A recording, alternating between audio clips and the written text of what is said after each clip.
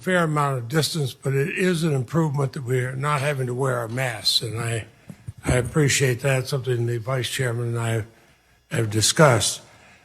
And I understand that Vice Chairman Shelby will defer to Senator Graham, the ranking member in the State Foreign Ops Subcommittee, for his opening statement.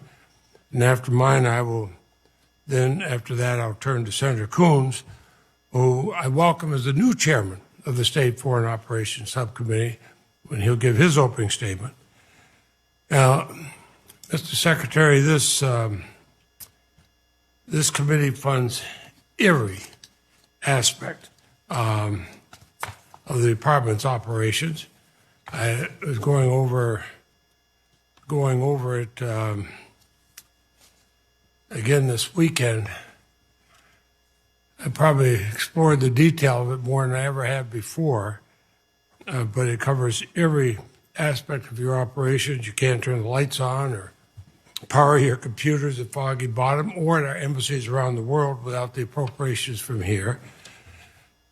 And what worried me is that last year, your predecessor, Secretary Pompeo, couldn't find time in his schedule to testify before this committee, even though invited by Republicans and Democrats, in support of the administration's budget request, something that in the 40-plus years I've been here, every secretary of either party has testified. That's a long way around of saying, I appreciate you being here. I know you've been traveling night and day, and I appreciate you taking the time, because we have to hear from the Secretary of State about the operational and programmatic needs of the department. We're in a rapidly changing, interconnected, increasingly dangerous world, as you know, and certainly those of us who have the intelligence briefings on a regular basis know. You know, a few decades ago, the United States had no serious rivals. Our economic and military power far exceeded that of any competitor anywhere in the world. Today, things look a lot different. After 2 decades and thousands of lives lost, $2 trillion later, we're leaving Afghanistan. And nobody has any real sense of satisfaction. Maybe it would have been impossible no matter what. China, just a few decades ago, I remember my first trip there, bicycles were the common mode of transportation. You go there now, high-speed rail, cars, everything. And it's a growing global power. But they didn't squander their treasury on unnecessary or unwinnable wars. Instead, it's methodically invested in its own economic development and military forces, and it's expanded its reach to virtually every continent in the world. The last administration trivialized climate change. They dismissed the COVID pandemic as nothing to worry about. They embraced the world's most brutal and corrupt dictators, and their allies wondered if the United States was still a country they could look to for global leadership. But in a mere 4 years, our reputation as the world's leading democracy, a builder of regional alliances, the force behind the Geneva Conventions, the Universal Declaration of Human Rights, and every significant arms control treaty, certainly in my lifetime, was severely damaged. So your job is to fix this, and we want to help you do that. We want to reaffirm our commitment to democracy, to fundamental rights, to act as the leader of the free world that solves problems by building coalitions of like-minded governments, not by bullying or disparaging our friends and partners. That's what American people expect of us. It's also pretty important that's what the world expects of us. So we look forward to hearing you today about how the funds you are asking for, which amounts to a $5.4 billion increase over fiscal year 2021 for the Department of State and for USAID. It's going to help to do that. I note you're proposing significant increases to prepare for the next pandemic and combat other threats to public health. Because much as we wish it be otherwise, you and I both know there will be other pandemics. and how to reduce global warming, help vulnerable countries adapt to rising temperatures as they see their coastlines disappear, pay what we owe to the United Nations, and start rebuilding our alliances, combat violent extremism, transnational organized crime and corruption, and you see that every day. Restaff our embassies and consulates after years of neglect by the previous administration, counter Russian aggression, Chinese influence, reaffirm our support for democracy, human rights, and civil society, respond to multiple humanitarian crises, promote U.S. private sector investment in international development. You got a lot on your plate, Mr. Secretary, and these are not Democratic or Republican issues. It's the price we pay as Americans for the diplomacy and development necessary to project U.S. global leadership and protect our security, the leadership and security that our predecessors built over generations and that I want to continue. And frankly, it's a small price to pay, just a fraction of the budget for the Department of Defense. And I remember what former Secretary Mattis said when he was Secretary of Defense. He said, if we want to cut our ability to help, whether it's in aid or anything else around the world, buy him more bullets, because he would much rather see us having alliances with countries than wars. So I commend this budget and what it sends to the world, to our friends and allies, to our adversaries. I commend you for sending it. I hope this committee can work together to pass it. In order to do that, we need to have agreed upon top lines for both defense and non-defense spending. I'm one who supports the top lines proposed by President Biden that make the proposed budget for the State Department possible. But you know from your own experience here, no president of either party's budget has ever come up to Congress and been passed unchanged, and that's the way the Constitution works. And I think Congress should begin bipartisan and bicameral discussions with the White House to establish agreed upon top lines very soon so we can do the important work of drafting our appropriations bills. Vice Chairman Shelby and I have traveled far and wide together. We've met with many of the outstanding embassy staff who you are representing here today, Mr. Secretary, and I'm proud of them. So many around the world, most I have absolutely no idea what their political philosophy is. All I know is that they are supporting the United States of America and doing a great job. Now, I should, Vice Chairman. Mr. Chairman, I ask unanimous consent that my written statement be made part of the record. Thank you, and I understand you're Mr. Secretary, we welcome you. You're no stranger here. We all know that, and look forward to question and answer period. And this time I want to yield my time to Senator Graham, the former chairman, the ranking Republican on the subcommittee. Senator Graham. Senator Graham, go ahead. Thank you. Thank you both very much. Welcome. There you are. I have a lot of admiration and hope to work with you to solve a lot of problems in the world. The budget is plussed up in areas that I appreciate. We had battles in the last administration a bit about developmental aid. But at the end of the day, Senator Shelby, I think one of the things that our side should be looking at is I think we have $861 million for Central America. Count me in for helping Central America. There's an ambitious $4 billion aid package to Central America over the next 4 years, Senator Shelby. But, Ms. Secretary, this is good money after bad until you change our policies here at home. You're not going to change Central America to the point that people won't stop coming here completely. And the pull factors that have been created by the Biden administration have to change or this money will do no good. Count me in for immigration reform. I've talked with Senator Durbin. But as long as we have a catch and release program in our asylum system, they will keep coming no matter what Vice President Harris says. I appreciate her strong words, but our actions on the ground do not match those words. We had 178,000 people come in April. over 60-something thousand were allowed to stay. Single adult males are sent back, but unaccompanied minors are allowed to stay. And people with small children are allowed to stay. And if you claim asylum, you're released into the United States. You no longer remain in Mexico. So to my colleagues on this committee, count me in for developing a better life in Central America, but it will not work until we change our laws.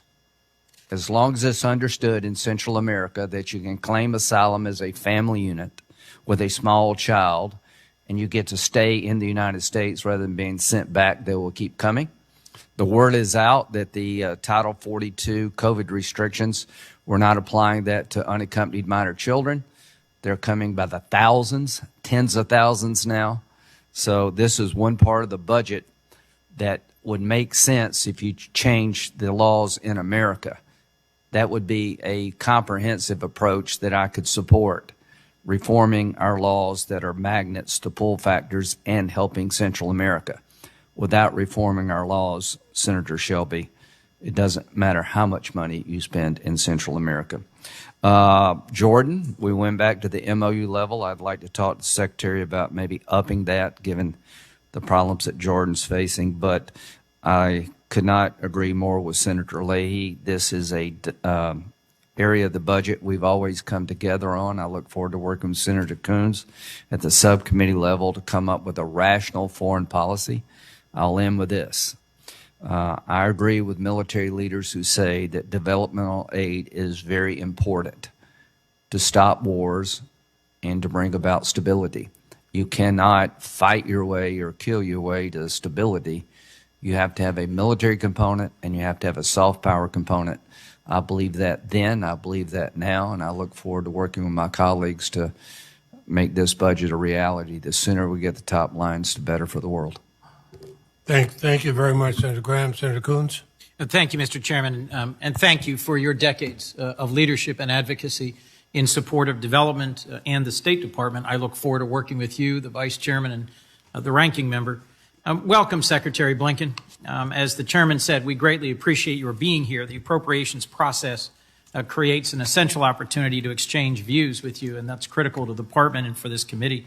And I'm grateful for the tremendous work that you and President Biden are doing. You have an important week ahead of you, the upcoming meetings with NATO, the EU, and G7, and I wish you the best of luck as you reaffirm our leadership and our engagement with these critical alliances.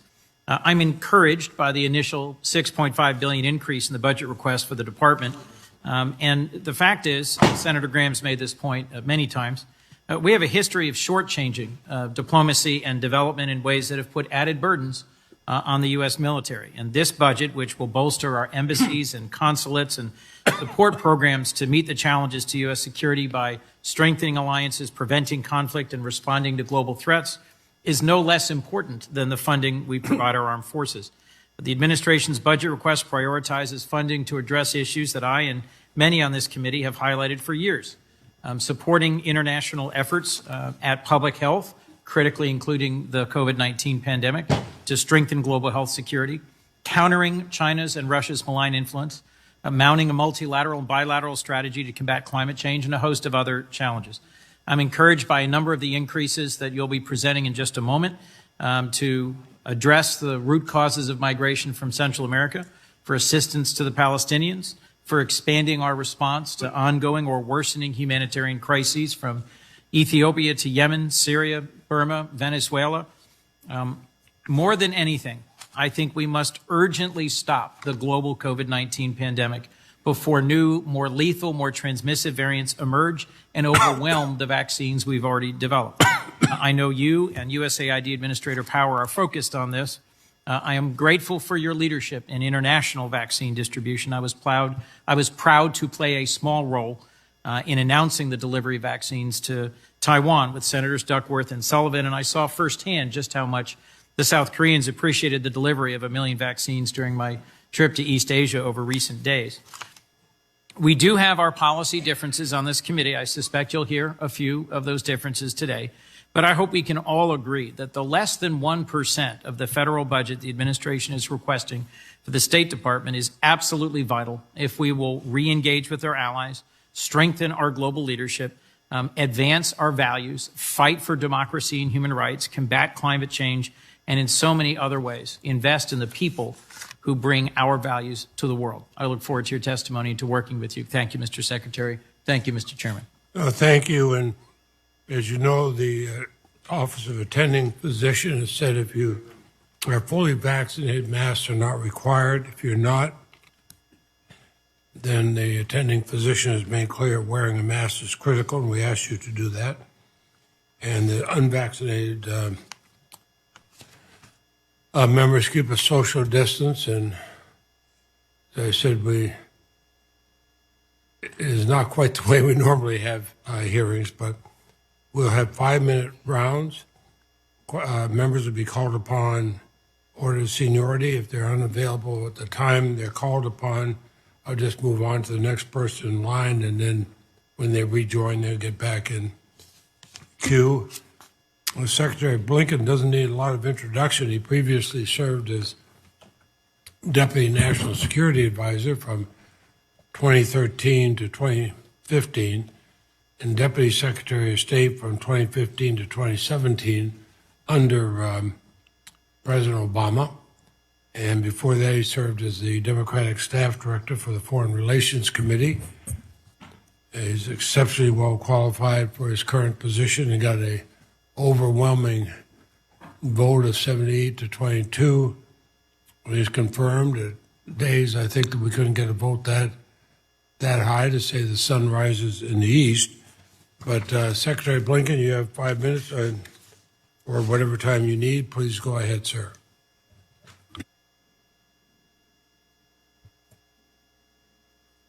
Thank you very much, Mr. Chairman. There we go.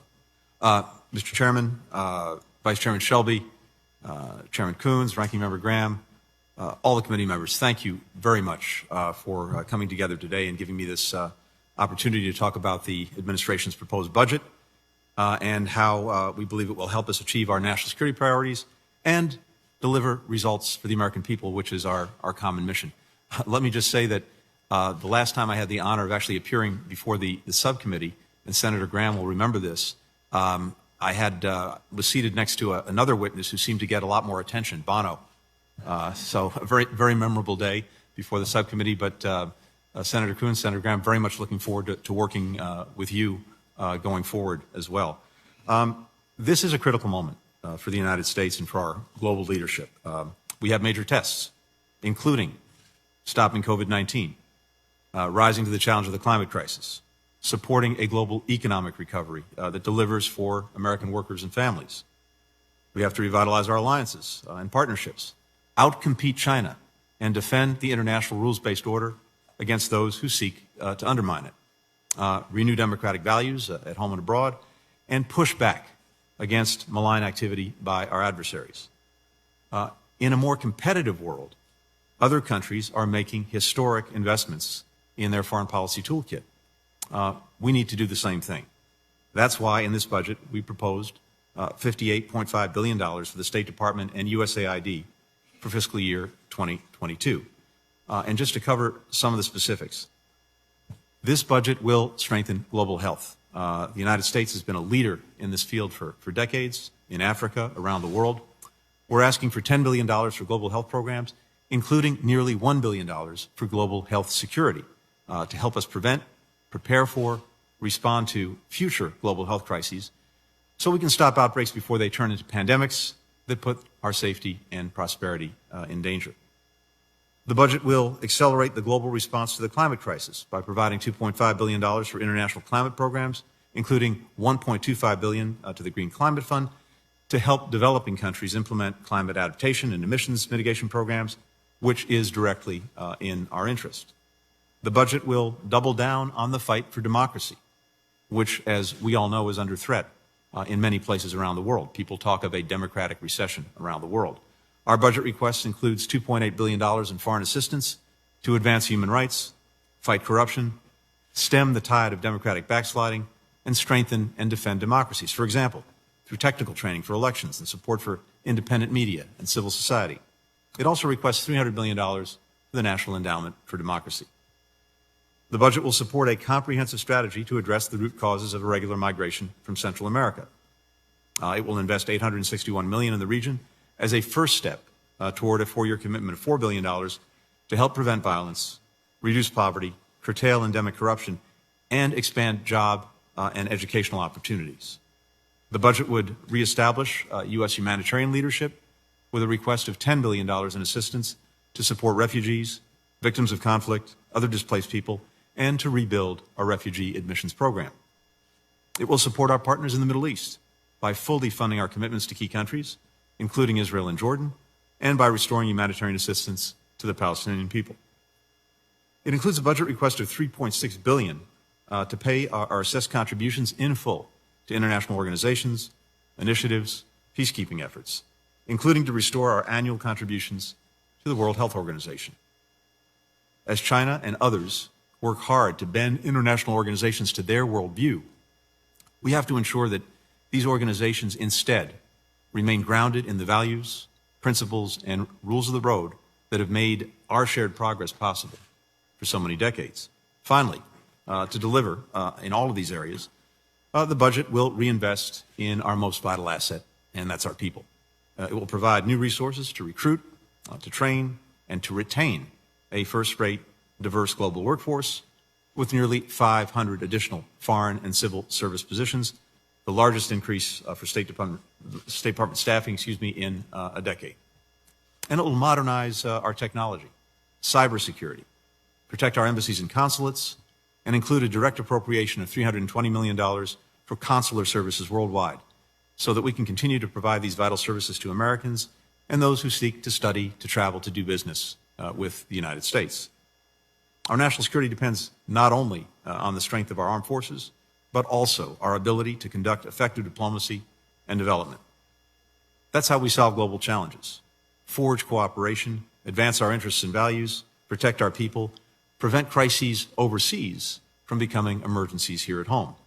And that's why diplomacy and development are smart investments for American taxpayers. Mr. Chairman, Mr. Vice Chairman, a top priority for me as Secretary is to restore the traditional role of Congress as a partner in our foreign policy making.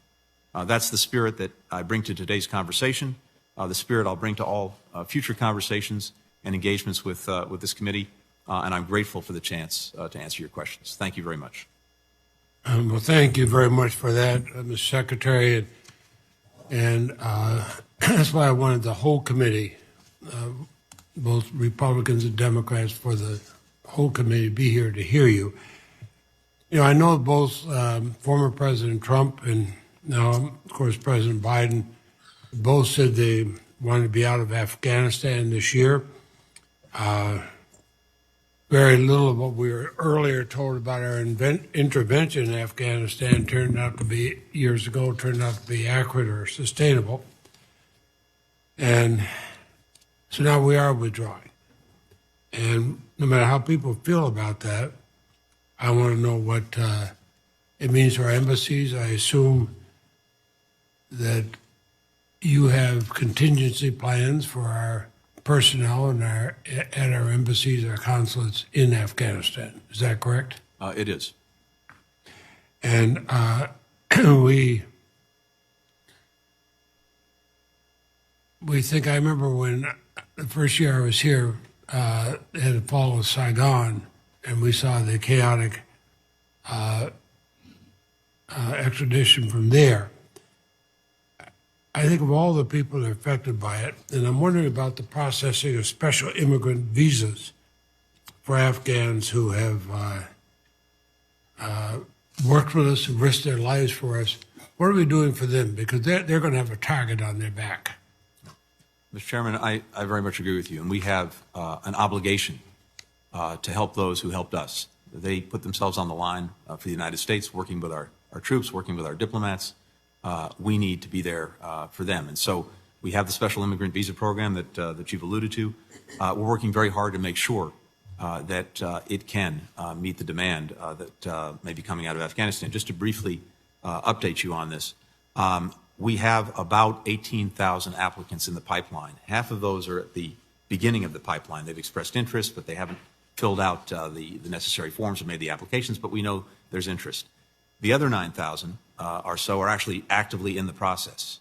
About 30% of them are awaiting so-called chief of mission approval. The chief of mission has to make a determination that they qualify for the program by dint of service to the United States. The other 20% are actually in the immigration process itself. So we had a current cap of about 26,000 special immigrant visas. We've used 15,000, so we have about 11,000 left. We're asking for an additional 8,000 to make sure we can accommodate all 18,000 who are in the pipeline. Is it 8,000 going to be enough? Because we have women leaders, civil society leaders. We want to be able to, if need be, come back to you and act expeditiously if we need more than that. Our best assessment right now is that if we get the additional 8,000, we can cover everyone who is currently at some place in the pipeline. I will also tell you we've had challenges. We've had backlogs. We've had backlogs when it comes to those looking to get chief of mission approval to indicate that they have the status necessary that we've worked very hard to clear up. We've surged staff, including by July, an additional 50 people. Most of this work is actually done in Washington. We've increased our staff. The backlog was about 5,400 in terms of chief of mission approvals. We should be able to get through that backlog in the next 3 to 4 months. We also had a backlog on the immigration side because, as you know, with COVID and everything else, conducting interviews has been challenging, but that backlog we've actually worked through. So, a long way of saying we would like to work very closely with this committee, with Congress, to make sure that we have the resources at any given time we need to make good on our commitment to those seeking. Let me tell you one, especially I'd like to work with you on, and we can have further discussions, but I want you and your staff to know it's very high on my priority. The Scholar Rescue Program, you're familiar with that. I am, yes. And have the Afghan Scholar Rescue. We have a lot of Afghan scholars who need to be rescued. We have higher education places here in the United States and other countries. Be happy to take them. Will you and your staff work with me closely on that? Yes, I'd welcome doing that. Now, I also look at Vietnam, where many of us here have gone. I've gone there several times with the Leahy War Victims Fund. The first time with the help of George H.W. Bush. We see Vietnam's economy growing, and its people are eager to compete in the global economy. But they're a one-party state. Political dissent is not tolerated. But we can go there freely, spend money freely. In fact, we do. We give aid to them. We cooperate with Vietnam in many areas. We raise human rights with them. I mention that because much closer to home, Cuba is a one-party state. Political dissent is not tolerated. Why don't we have a similar relationship with Cuba? Because I see as we isolate them, I have to think that the Russians and the Chinese are saying, keep isolating, because we'll come in, we'll fill in, we'll help with jobs. Many of us have visited young people who are starting their own companies that are suddenly shut off from visitors from the U.S. They're right on they're just a few miles from our shore. If we keep excluding them, what's going to be our reaction when China and Russia say, hey, we'll just come in here, we'll help you out, we'll do what the Americans tried to do to begin with? Think what the reaction would be to that. Two things, Mr. Chairman. First, just quickly on Vietnam, I couldn't agree with you more. We've seen a profound transformation in the relationships since normalization back in 1995. I think our bilateral trade is now something like $90 billion. We've got a growing security relationship. We've got cooperation in public health, education, the legacies of war. I had the opportunity to go there several times when I was deputy secretary. And of course, as you know, I think as many of you know, it's a place where the United States is very popular.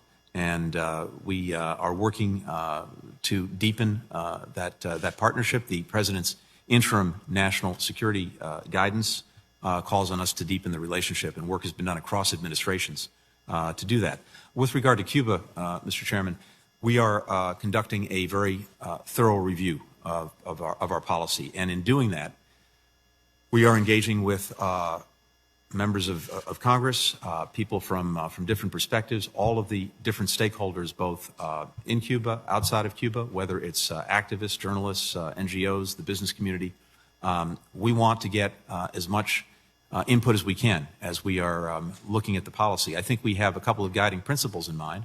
One is to make sure that we are doing everything we can to advance democracy and freedom for the Cuban people, and doing it in a way that empowers the Cuban people to shape their own futures and destinies. So we're looking at the different policy components that would go along with that. I welcome the opportunity to speak to you, to speak to anyone interested in this as we're conducting the review, and your input, your ideas are vital in that. I'm going to turn it over to Senator Shelby, but I'd suggest some of the people you should talk with are the young people who are trying to create jobs, a future for themselves, and we're so excited to be able to have a relationship with the United States, and suddenly feel shut off. Go ahead, Senator Shelby. Thank you, Mr. Chairman. Mr. Secretary, President Biden canceled the Keystone Pipeline, eliminating thousands of good-paying jobs here in America. Yet in a recent meeting with your Russian counterpart, you backed down on sanctioning a Russian corporation constructing the Nord Stream pipeline to Germany. My question is this, Mr. Secretary. What kind of mixed message is this sending to our American people who were directly impacted by the President's decision to eliminate their jobs on the Keystone Pipeline here in America? In other words, how do you explain to unemployed Keystone Pipeline workers that Russians' gains from the Nord Stream pipeline are justified, but gains to the United States and American workers from the Keystone Pipeline are not? I understand the pipeline also helps Germany. I understand it's about 90%, finished and so forth. But how does that help American workers? Could you explain? Thank you, Mr. Vice Chairman. I can't speak to Keystone itself. That was those decisions are at the White House. But let me address Nord Stream too. To your point, the construction of the pipeline began in 2018. By the time we took office, it was over 90% complete, the physical construction. A few weeks ago, we went ahead and sanctioned 13 ships and four companies, the largest number of entities sanctioned under the PISA legislation since its inception. We also granted a national interest waiver for the Nord Stream 2 AG, the company overseeing the pipeline, and its CEO. That waiver can be rescinded at any time. The reality is that the physical completion of the pipeline was pretty much a done deal.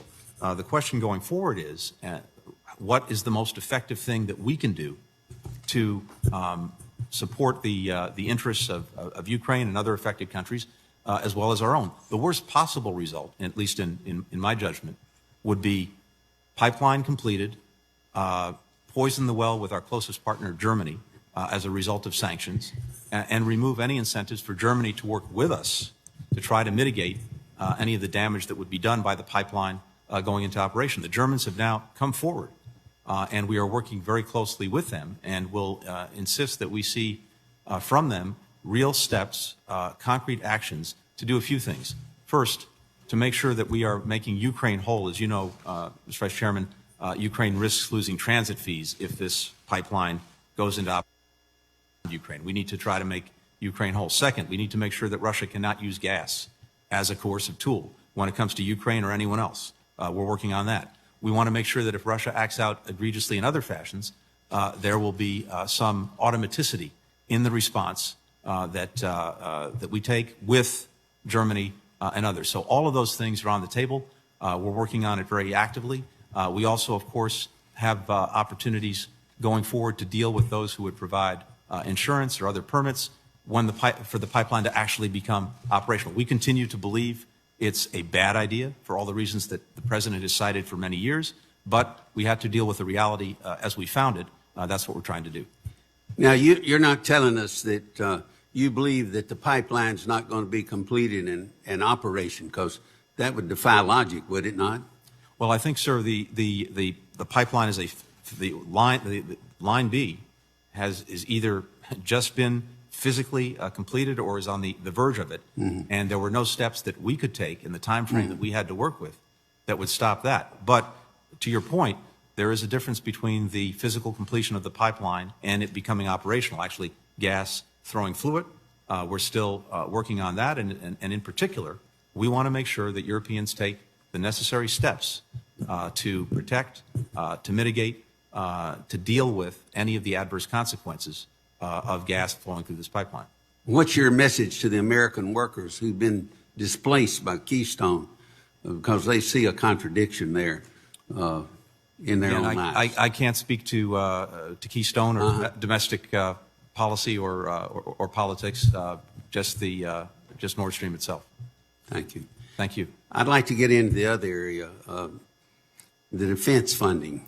Of course, the Chinese Communist Party continues to invest, as we all know, in the People's Liberation rates. China's efforts to gain strategic influence across the globe is well known, so forth. Despite all this, President Biden's 22 budget proposes to severely underfund the Department of Defense, potentially jeopardizing our efforts to counter Chinese aggression around the world. Most people in the world know that China's interested in hegemony, and they're our greatest threat down the road. They're patient, and they've got a kind of a quasi, whatever kind of capitalist economy that the Soviet Union never had to underpin a lot of this. What is this administration, what's a message to the world if you're cutting defense in a time of a challenge like this to Russia, from Russia and China, Mr. Secretary? Thank you. Are trying to cut defense, I should say.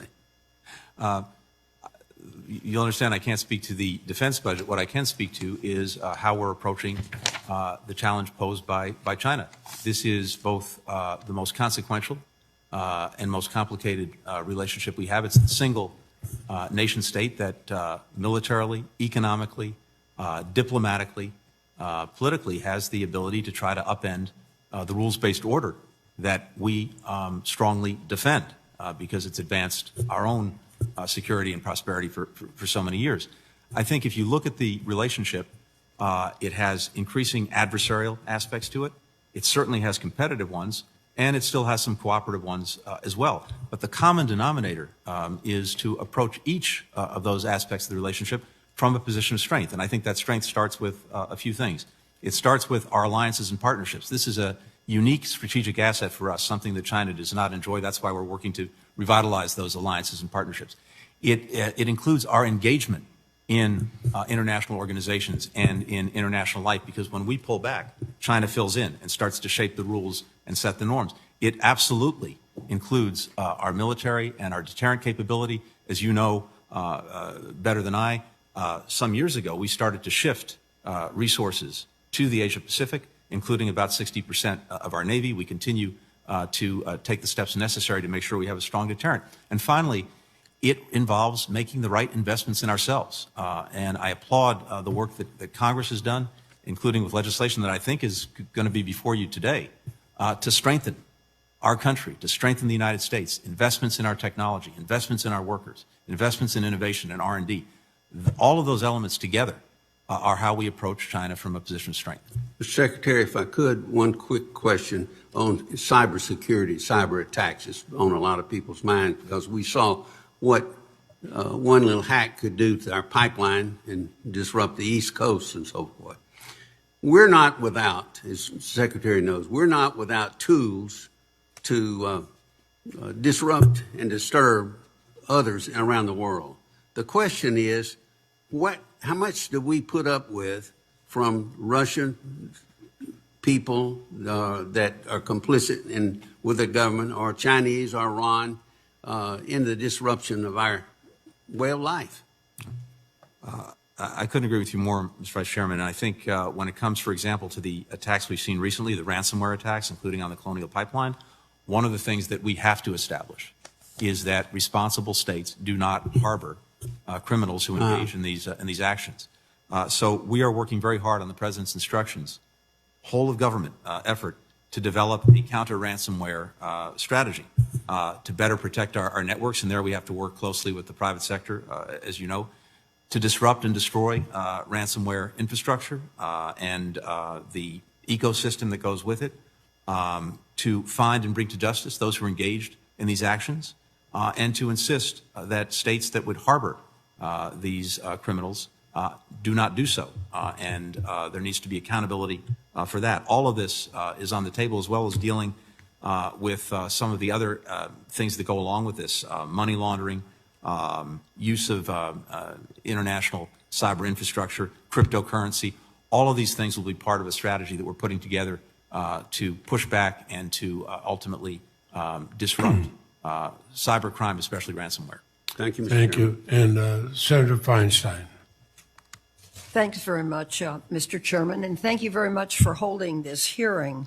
A month ago, because of the situation which I know you see and I see is very dangerous for women and girls, I introduced a bill which is bipartisan, which would require the Secretary of State to submit a report on the status of women and girls in Afghanistan on a regular basis, beginning this year. And I am very serious about it. I want particularly to thank Senator Collins and Cornyn and Durbin and Duckworth and Peters and Padilla and Ernst and Cardin and Casey for being co-sponsors of the bill. And it's my understanding that in May, a bombing outside of a girls' school in Kabul killed more than 85 people, mostly young girls. Then I introduced that bipartisan bill. Mr. Secretary, how will the State Department ensure the security of Afghan women and girls going forward? And how will we ensure that they maintain their status in society? Thank you very much, Senator. The bombing you're referring to is one of the most horrific incidents, and there have been many horrific incidents, but that one, I think, touched all of us in our hearts. Thank you. And in our guts. It was devastating. To attack school-age girls, in any event, we're very focused on doing what we can, whatever we can, to sustain the gains that women and girls have made in Afghanistan. Thanks to support from Congress over the years, we've invested nearly $800 million in programs for women and girls in Afghanistan. There have been significant gains over the years. And what I can say is this. First, even as we're withdrawing forces from Afghanistan, we are not withdrawing from Afghanistan. We're determined to maintain a strong embassy presence. Other countries are as well. The programs that go along with that will continue with the support of Congress. And I can also say that an Afghanistan in the future that does not respect the gains that were made for women and girls will become a pariah. It's as simple as that. Thank you. Thank you very much. Thank you, Mr. Chairman.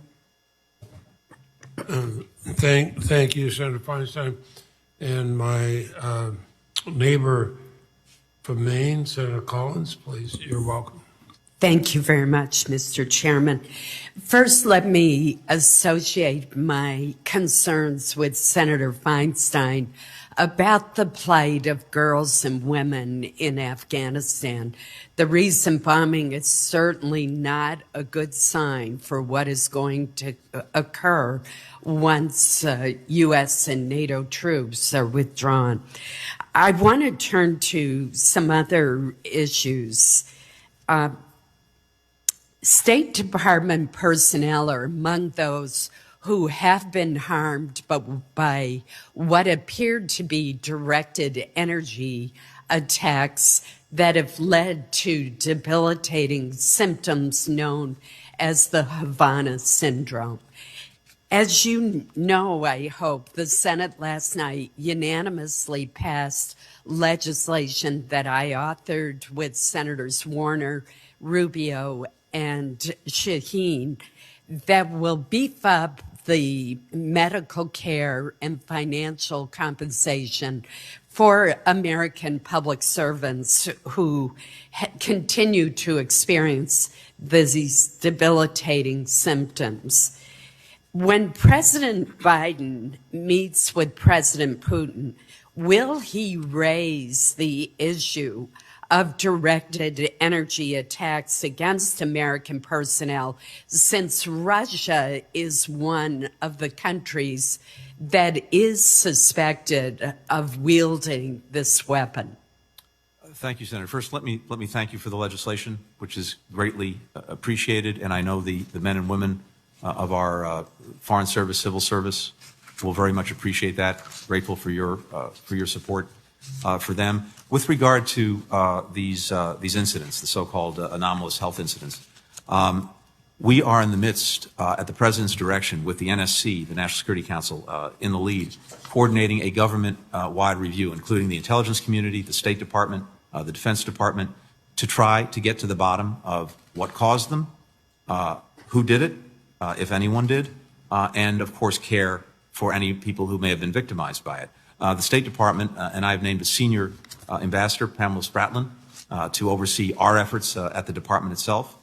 We've also will begin instituting this summer a baseline testing program. So for any of our people going out into the field, they will have a baseline, very rigorous medical evaluation, and that will create some standard by which to measure in the future, should there be incidents, to determine whether there is actually a difference between their baseline medical state and something that might have affected them.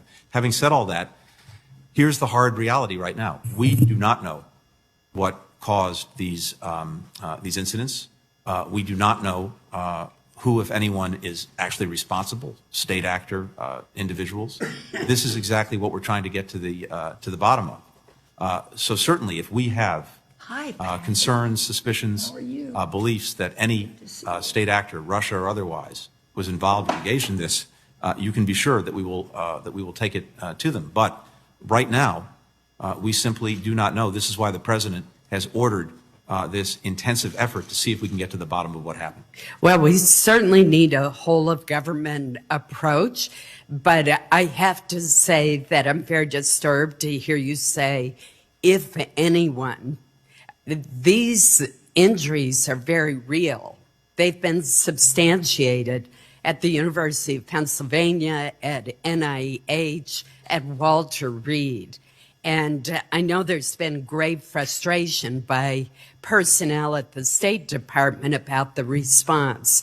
So I think we need to move to determining which adversary is using what kind of weapon to harm our American personnel. And can I just say, Senator, I absolutely share your commitment and conviction that we need to do that. And I did not mean to suggest in any way that we are not taking this absolutely seriously. My number one priority, my number one responsibility is the safety and security of the men and women who work for the State Department. And we will do everything we can to make good on that. Let me turn very quickly to Iran. During your confirmation hearing, you indicated that it was not in America's national security interest to lift sanctions on the Iranian financial sector, including the central bank, as well as Iran's energy sector, given the connections with the Islamic Revolutionary Guard. Will you commit today that the administration will not provide sanctions relief, including through waivers or general licenses, that directly or indirectly benefits the Central Bank of Iran or the National Iranian Oil Company, unless or until the Treasury Department determines that these entities are no longer connected to the IRGC or Iran's terrorism financing activities? Senators, you know we're engaged in indirect conversations with Iran about the possibility of a mutual return to compliance with the nuclear agreement, the so-called JCPOA. We don't know at this stage whether Iran is willing and able to do what it would need to do to come back into compliance. So we'll see if that actually materializes. Were that to happen, our responsibility would be to lift sanctions inconsistent with the JCPOA, but to resolutely maintain sanctions that are consistent with it to deal with the multiplicity of Iran's malign actions in a whole series of areas. And I would anticipate that even in the event of a return to compliance with the JCPOA, hundreds of sanctions will remain in place, including sanctions imposed by the Trump administration. If they are not inconsistent with the JCPOA, they will remain unless and until Iran's behavior changes. Thank you, Mr. Chairman. Thank you, Senator Murray. Thank you, Mr. Chairman. Welcome, Secretary Blinken. I wanted to raise an issue that the Pacific Northwest has been working on now for almost a decade. It's an issue that we really need your sustained help and help from other departmental leaders. Simply put, we need your help to prioritize the stalled effort to modernize the Columbia River Treaty between Canada and the United States. The current level of treaty prioritization is just not working, and it has created a lot of frustration across the entire Northwest. Now, I'm encouraged that the Columbia River Treaty is already before the National Security Council, and we know that you, DOE Secretary Granholm, and others have engaged with your Canadian counterparts, and our congressional delegation has asked for urgent and prompt action. Washington and Oregon have taken leadership in advancing new policies and new state laws to transition towards clean, renewable energy sources. We are serious about a whole-of-government approach to address the climate crisis, and we commend you and the rest of the Biden administration for championing similar policies and strategies at the federal level to address the threats posed by climate change. But I want to ask you today, what can you tell us about the high-level talks with Canada on the treaty, and most importantly, can we go forward together to make a very prompt and successful renegotiation of the Columbia River Treaty this year as the Biden administration priority without any more delay? Thank you, Senator. We're committed to working with you on this and to very actively engaging our Canadian counterparts on this, which is what we're doing. I think what we're trying to find is shared common ground on flood risk management, on hydropower operations, on ecosystem cooperation. So, as you know, I think we had the 10th round of discussions and negotiations virtually some months ago. We're engaged now in seeing if we can move that forward. I think there's a shared interest also with us in Canada in trying to build back the regional economy, especially given the ravages of COVID, and at the same time to be good stewards of our water resources. So we are fully engaged in this, but I'd also say that we would welcome working with you and your team going forward to see if we can move this to some kind of successful conclusion. Okay, I appreciate that. We just want to make sure it's a priority, and we are all working together as promptly as we can. Let me turn to a different topic. I'm very concerned about the arms sales process. The brutal conduct of the Saudi-led coalition during the war in Yemen, just as one example, shows the really glaring shortcomings of the current policy. And there's ample evidence of the coalition using U.S.-provided weapons in gross violation of the laws and principles governing warfare, and disregarding the serious concerns and authority of Congress, the executive branch under the previous administration that rammed through even more sales of highly advanced weapons. And that just can't be allowed to happen again. I'm going to be reintroducing my Values in Arms Export Act to bring vital reforms to this process, and I know several of our colleagues share these concerns and have legislation of their own. I look forward to all of them working with them to make progress on this. But until Congress passes reform legislation, what steps are you going to take to improve oversight of how U.S.-provided weapons are used and increase the weight given to human rights concerns when proposing arms sales?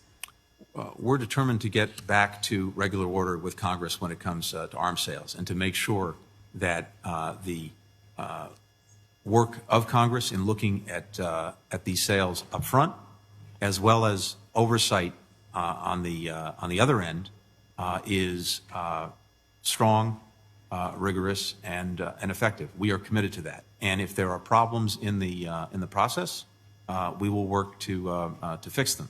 As you know as well, President Biden took near-term steps, including with regard to Saudi Arabia and the war in Yemen, to stop support for offensive operations.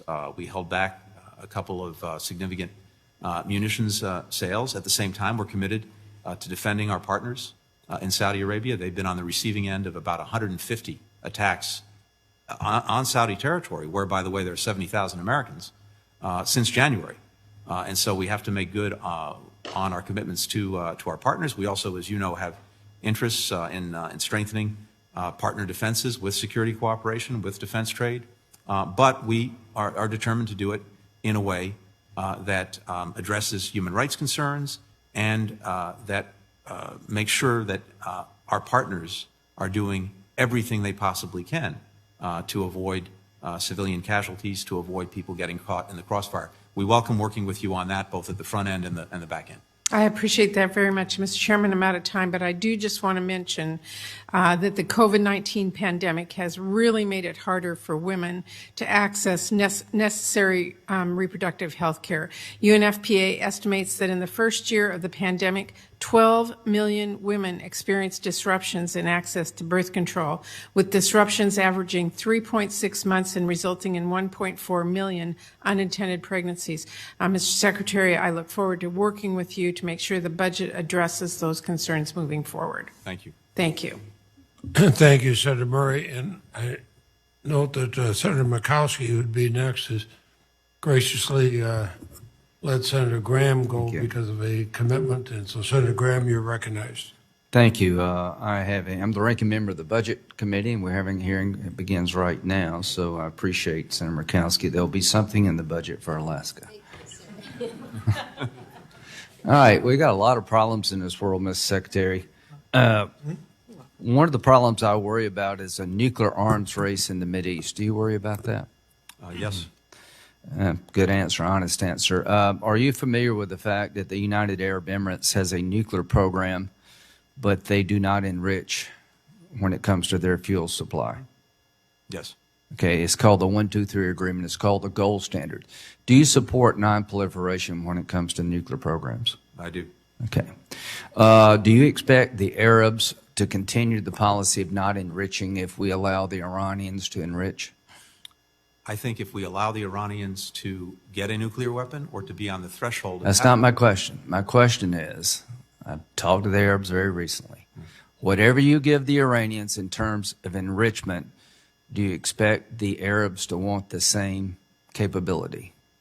The challenge, Senators, we both know when it comes to Iran is they have the knowledge and the practice of enriching. So it's hard to compare. But my question is, there's a better way here. What if everybody in the Mideast, the Arabs and the Iranians, could have nuclear power from an international fuel bank and nobody needed to enrich? Does that sound like a good idea? It does, and actually I read the very thoughtful piece that you wrote recently on that, and let me just say this. I think it's a very compelling idea. Here's the challenge. We actually thought of something similar back when the JCPOA, and actually its predecessor, the interim agreement, was being negotiated. It's something that we put forward to Iran. And the Iranians said no. And they said no. Well, you know, are we going to let the Iranians say no to an idea that would prevent a nuclear arms race? They say they want nuclear power for peaceful purposes. There's a way for them to have that.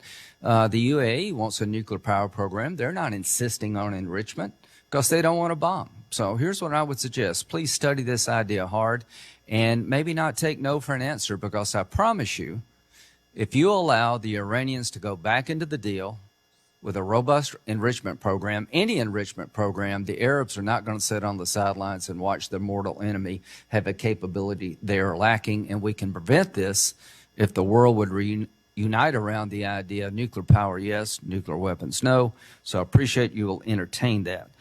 Immigration. In December of 2020, we were at a 45-year low in terms of illegal crossings into the United States at our southern border. Now we're at an all-time high. What happened? Two things.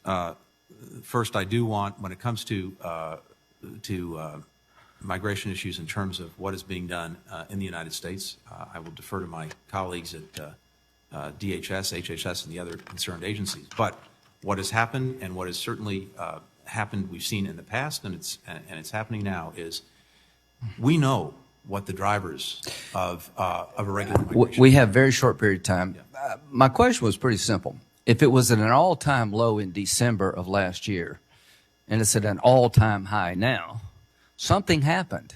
Here's my belief. You changed policies that were working. It's no worse or no better than it was in Central America now versus December. What's happened, you've changed policies to go back to catch and release, no longer remain in Mexico waiting for asylum hearings, and people are taking advantage of that along with the unaccompanied minor policies you've instituted. Do you not see that as a pull factor? I believe, Senator, that we can and must secure our borders. But my question is, do you not understand that your policy changes has led to the floodgates being opened? If you don't understand that, then all this money you're requesting for Central America makes no sense. I'm willing to invest in Central America to make life better, but the pull factors are so strong now because of policy changes you initiated that we'll never have enough money available to save Central America unless we go back to the policies that worked in the past. Do you not understand that? To your point, and I think it's the point you made earlier, we need to have a rational, humane, and secure immigration system. Is it rational to let people come to our country, claim asylum, release them, and expect them 5 years later to show up for a hearing? That's not rational. They're not doing it. They're not doing it by the thousands, and they will never do it. I don't blame them. I blame us. So I would ask you in my closing moments here to consider the pull factors as a root cause of this surging illegal immigration, not just the status of Central America. Finally, you have pledged to get to the bottom of where the coronavirus originated. Is that correct? That is. And is it possible it may have come from a lab leak? It is. Okay. Will you provide this committee your plan to find out whether or not that happened? And my question is simple. If China doesn't cooperate with us in finding out the root causes of the coronavirus leak, what should we do? There needs to be accountability for what happened, and there needs to be accountability for the failure to cooperate, including making information available, having transparency, Perfect. access for experts. So I have sanctions that would be available to you if they fail to cooperate. Would you support those sanctions? Senator Graham, We'll certainly take a look. I know we got votes coming up, and we have a lot of people pending. Senator Durbin, you're next. Thank you, Senator. I'm sorry that my colleague and friend, Senator Graham, has to leave because he stated accurately a few minutes ago that we have worked together on immigration issues. He's a co-sponsor of the DREAM Act. But I do want to clarify a point that he has made twice this morning. There's this notion, catch and release, that somehow these people are processed at the border, given a hearing date, turned loose in the United States, and start swimming in this vast ocean of this country and are never reported from again. Catch and release. It turns out that's just plain false. It's not true. There was a study done of 3 million immigration court hearings spanning more than a decade. The study found that 83% of all non-detained immigrants attended every single one of their court hearings, 83%. 15% who did miss a court hearing were ordered deported, were later able to successfully reopen their cases and had their removal orders rescinded. So when you hear catch and release, that we're grabbing all these people at the border, bringing them to the United States, turning them loose with a court date that they pay no attention to, it's not true. Not true, not even close to being true. We're dealing with 2%, less than 10% for sure. So arguing that as a basis for our immigration policy is just not correct. And incidentally, if they have a lawyer, most of them don't, but if they do have a lawyer, 96% attend all of their court hearings. That doesn't sound like catch and release, does it? No, there's a good there's a good reason for that too, which is most people who come here, whatever the circumstance, do not want to be living in the shadows. They want to be here exactly legally. Exactly. And so I'm all for looking at our immigration policy, and there are lots of weaknesses and things that need to be changed. But to start with the notion that we're just letting people step across the border and get lost in America, just not true. They're showing up for the court hearings because they want to be part of this country and think they have a valid asylum plea. And I hope we make that part of our conversation. I'm trying to understand, Mr. Secretary, the complexity of our current and evolving relationship in Afghanistan. It appears the Taliban is going to be a political force there. There is also a government in place. I'm not quite sure whether there is any accommodation between them going on or expected. I'm trying to figure out whose side are we on. I believe we've spent a vast amount of our fortune and many American lives in trying to build an indigenous Afghan security force so that they can stabilize the situation and stop the outgrowth of terrorism when it occurs. I don't know how that same force is not viewed as, in some respects, antagonistic to the Taliban itself. So whose side are we on in the future of Afghanistan? We're resolutely on the side of the Afghan people, first and foremost, and to make sure, to the best of our ability, that they can move forward in peace, security, and freedom. And the government that represents those people and their interests is the government that we in the international community will support. Right now, there are conversations, discussions, potentially negotiations going on between the government and the Taliban to see if they can come to a peaceful accommodation and to end the conflict. But as it stands, as I said a few moments ago, even as we're withdrawing our forces, we are not withdrawing from Afghanistan. We remain very much engaged. We're determined to have a strong diplomatic presence, a strong programmatic presence to make sure we can continue support, economic, humanitarian development, security assistance support for the Afghan government and for the Afghan people. If a government of Afghanistan emerges as a result of a force, or if a future Afghanistan does not respect the basic rights that have been established for its people, including women and girls, it's safe to say that Afghanistan will be a pariah internationally, not just for us, but for countries around the world. Can I close with 2 points, and one you would anticipate from a senator from my state, Mark Frerichs. Yeah. Mark is an American who's being held captive in Afghanistan. I hope that you will, within the next 24 to 48 hours, give me an update on what we are doing to bring him home. And secondly, I'm going to send to you an article from the Chicago Sun-Times by a Chicago native Marine Major, Thomas Schumann, and he talks about the fact that an interpreter who risked his life to save this Marine Corps officer is now at risk himself. I saw that. I read that article. Can you give me your assurance, as you've been asked by Senator Leahy and others, that this will be a high priority to protect those men and women and their families whose lives are at risk because they were willing to stand up on our side? Yes, absolutely. Thank you. Thank you, Mr. Secretary.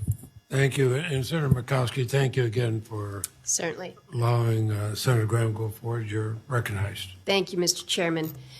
Ms. Secretary, welcome. Good to see you. Before I begin my questions, I want to just follow on a comment that Senator Shelby made with regard to the Nord Stream pipeline and how you reconcile that with the administration's actions on Keystone.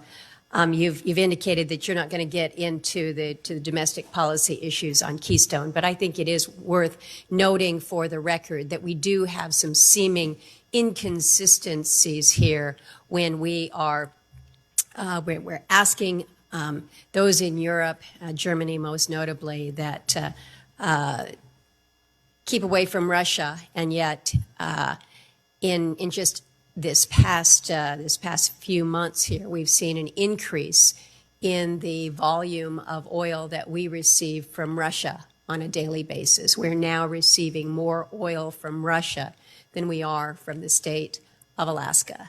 And that is something that, again, I think when you think about consistencies of policies, this one just doesn't make sense, particularly in light of the recent actions by the administration as it related to ANWR. So we're going to keep pushing on ANWR and following the law, which is that those leases will move forward.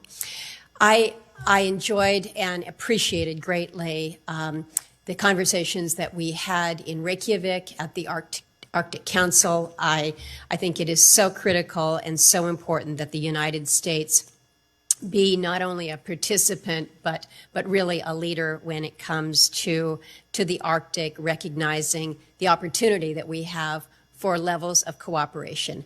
Your job most times is dealing with hot spots where people are agitated, and there are centuries of battles that have gone on before. The Arctic is not that place, and we want to keep it that place, but it requires a level of attention, more Arctic focus, and certainly more diplomacy to ensure that the region remains peaceful and the U.S. interests are preserved. You left that message at Reykjavik, and I think that that's important, but we also know that personnel and policy are deeply, deeply tied. So your plans in advancing Arctic diplomacy, specifically with administrative or personnel actions that you are taking to put in place individuals whose real focus is on the Arctic. First, Senator, let me just say as well what a real pleasure it was to be able to work with you at the Arctic Council meeting. And I share your conviction as well as commitment to trying to do everything we can to make sure that the Arctic remains a cool spot, not a hot spot.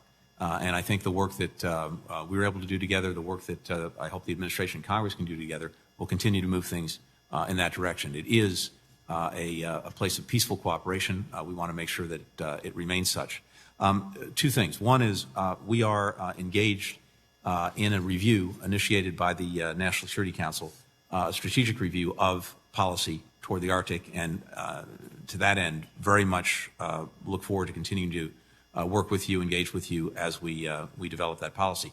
In terms of personnel, as you know, we were together with our senior Arctic official, who is our representative to the Arctic Council. We also have a coordinator for the Arctic region who's responsible for the region more broadly beyond the Arctic Council and is responsible for policy. We have a Deputy Assistant Secretary of State in the Bureau of Oceans and Environment who also tracks this. So I think we have the senior personnel that we need focused on this. The coordinator reports to me directly. Having said that, I'd welcome working with you and your team to make sure that we are resourced appropriately and we are set up appropriately to deal effectively with these issues. Well, as I've shared with you, we think that we can have a more robust presence and a presence that lends the credibility and the stature that the Arctic demands. One last question for you. Senator Hirono and I have put forward legislation urging the Senate to ratify the law of the sea. This is something that has been around for a long period of time. You well know that. But given the state of affairs between the United States and China, and in particular in the South China Sea, as well as the very rapid emergence that we're seeing in the Arctic Ocean as a place of commerce, your comments on ratification of the law of the sea and the benefits that it might provide to this country. My own judgment, Senator, and I'm speaking here for myself because this is not something we've had an opportunity to talk about with the President, so I want to reserve that as a caveat.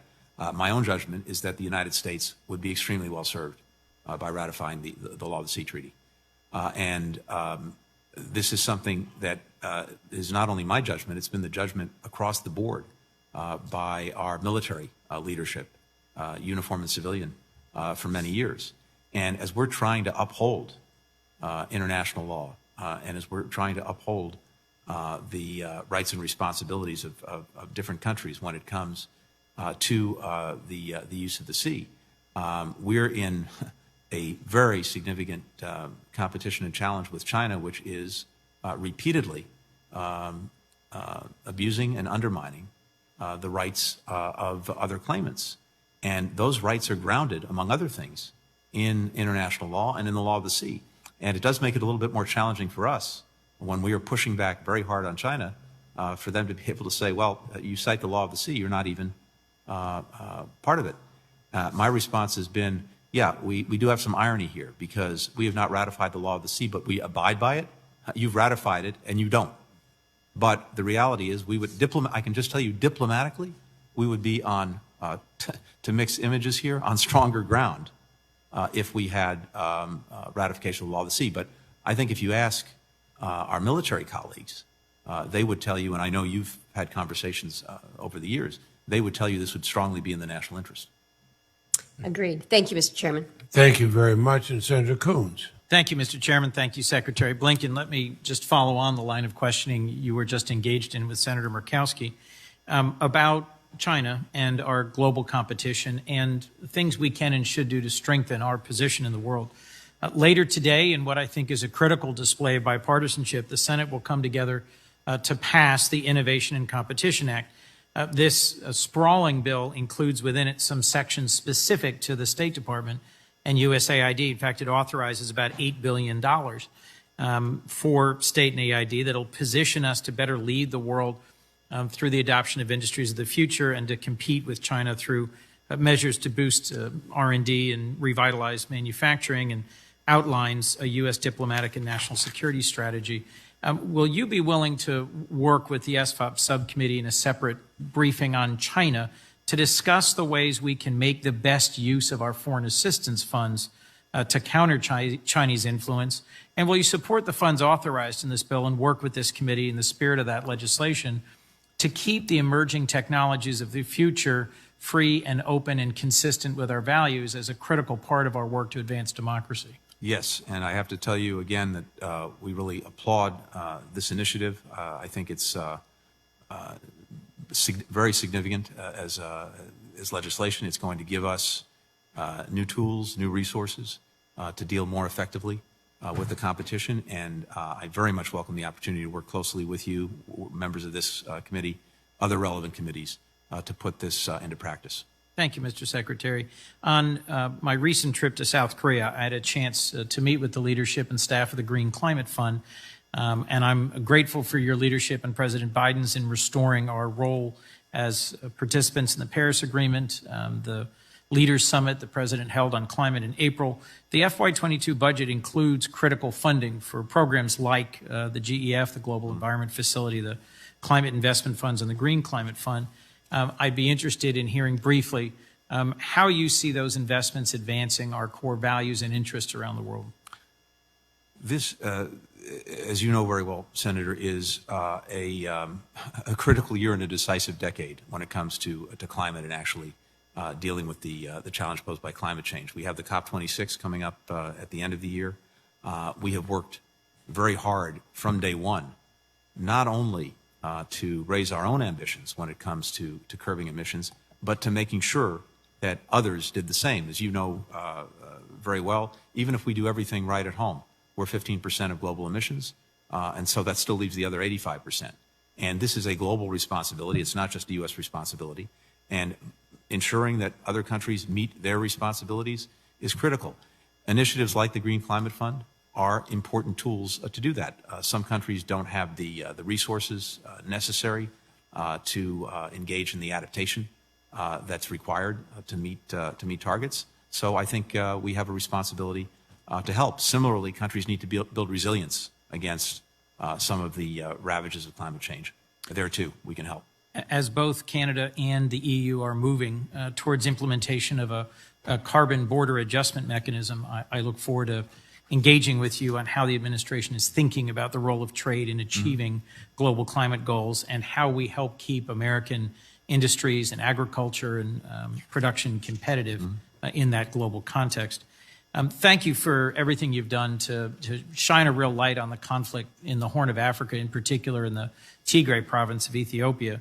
The U.S. government provides about $600 million a year to support the people of Ethiopia and has provided so far this year $300 million to address the humanitarian crisis since it began last November in Tigray.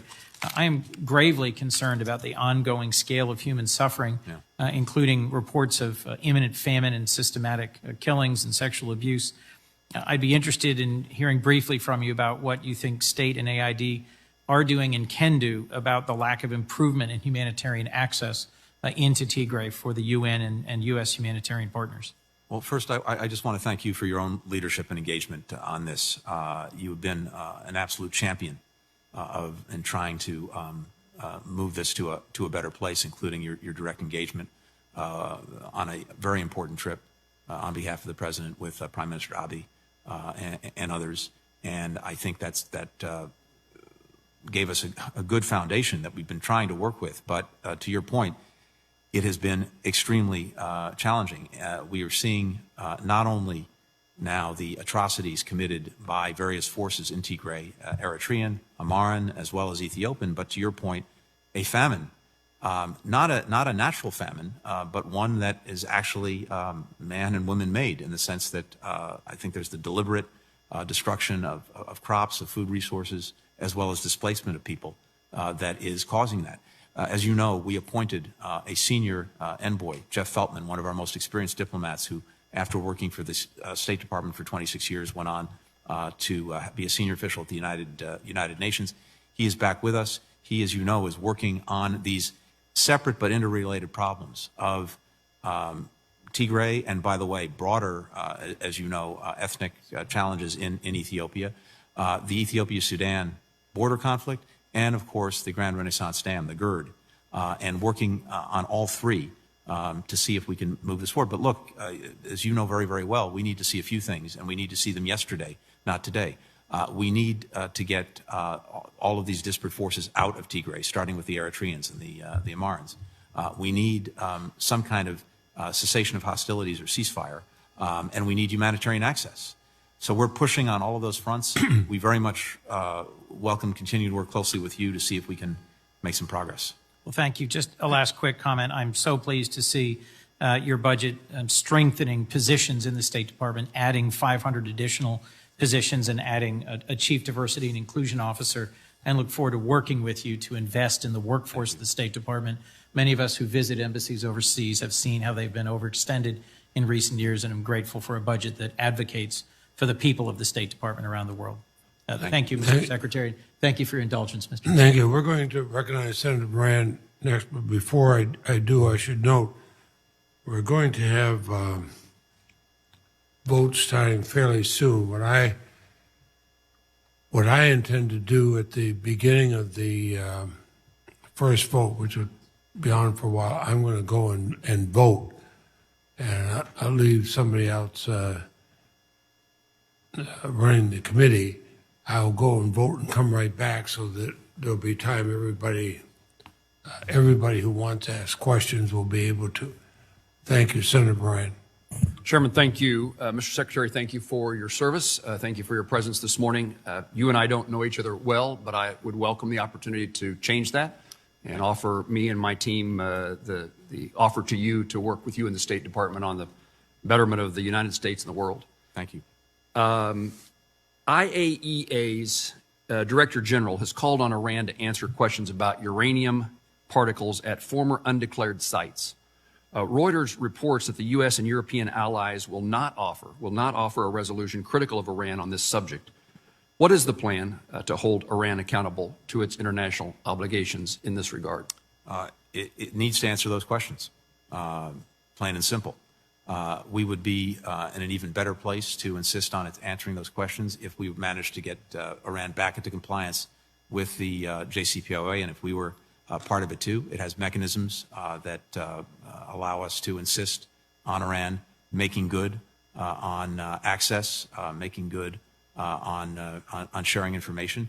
But regardless, it needs to answer those questions. It needs to come clean about past activities. Thank you. Let me mention a couple of perhaps Kansas-specific things. First of all, we've worked, me and my staff worked to secure visas for those seeking to come to Kansas, and I appreciate the conversations that I had earlier this year with the consular affairs folks within the State Department on expanding the national interest exemption to include agricultural workers and other parts of my state's economy. What I'm talking about here is that with the announcement early on in the Biden administration of visas being denied due to COVID in certain countries. One of those is South Africa. It is a country that provides workers, particularly in agricultural harvest, from Texas to North Dakota, and we were successful in getting them included in an exemption so that they could continue to come here and work, and I'm grateful for that. But the bureaucracy, the paperwork, the backlog is still a problem, and harvest comes regardless of whether or not there's a backlog, and those workers are hugely important. And I don't know whether you have a specific way to solve that problem, but it highlights for me, are the State Department employees vaccinated? When do we have everybody back to work? Are we there yet? And if the answer to those questions is no, what else can be done to meet these deadlines for us to feed Americans in the world? Well, very happily, I can report that our missions overseas are vaccinated, and we got that done I think in late April. It was a big challenge. I think I know my predecessors had this frustration. There was an anticipation the State Department would receive 300,000 plus vaccines in December. We got 13,000 back then, and we have been running as fast as we can to make up the difference. And happily, we've gotten all of our overseas missions vaccinated. So that's the good news.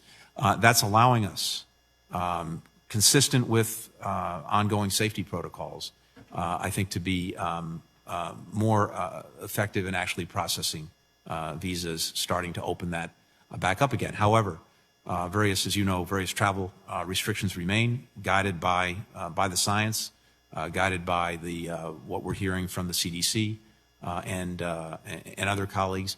But we would like nothing better than to be able to get back to business as usual. Parenthetically, one of the things that suffered and our budget tries to make good on is, consular affairs and the visa processing system has actually been a money winner for the State Department over the years.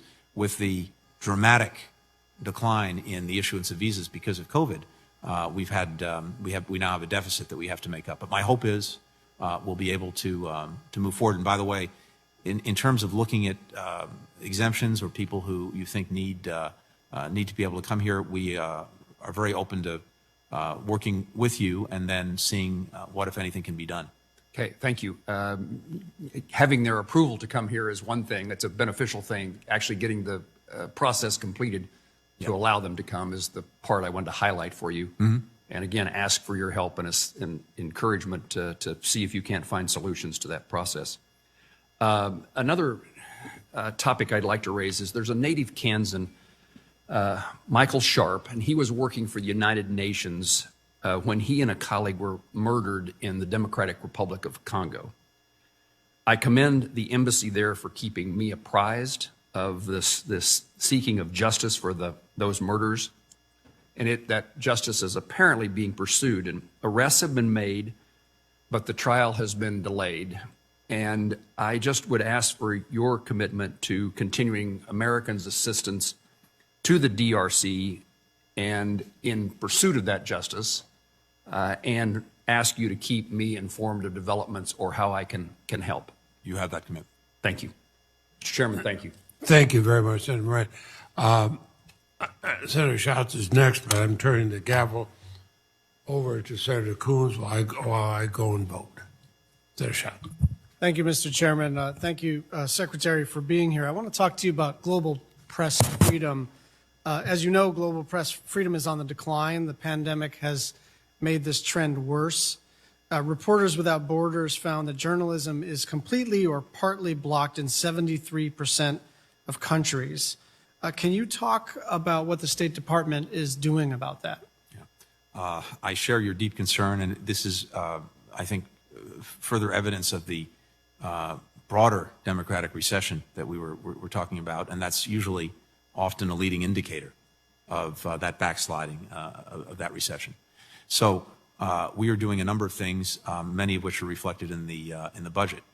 We have very active support programs and protection programs as well for journalists, for those who are working to provide citizens of the countries they're working in basic information that they need. And happy to work with you to make sure that those programs are as strong and effective as possible.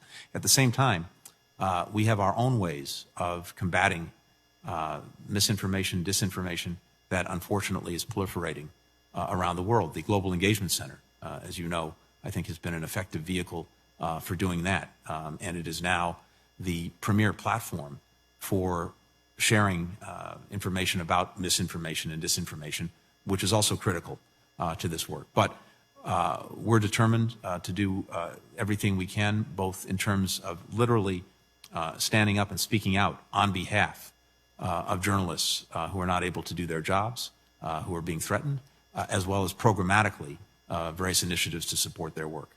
In addition to the program level, Senator Young and I have a bill to establish an ambassador at large for global press freedom, and I'm hoping I can secure your commitment to work with us on that legislation. I understand the reservations about establishing another ambassador at large. I get it.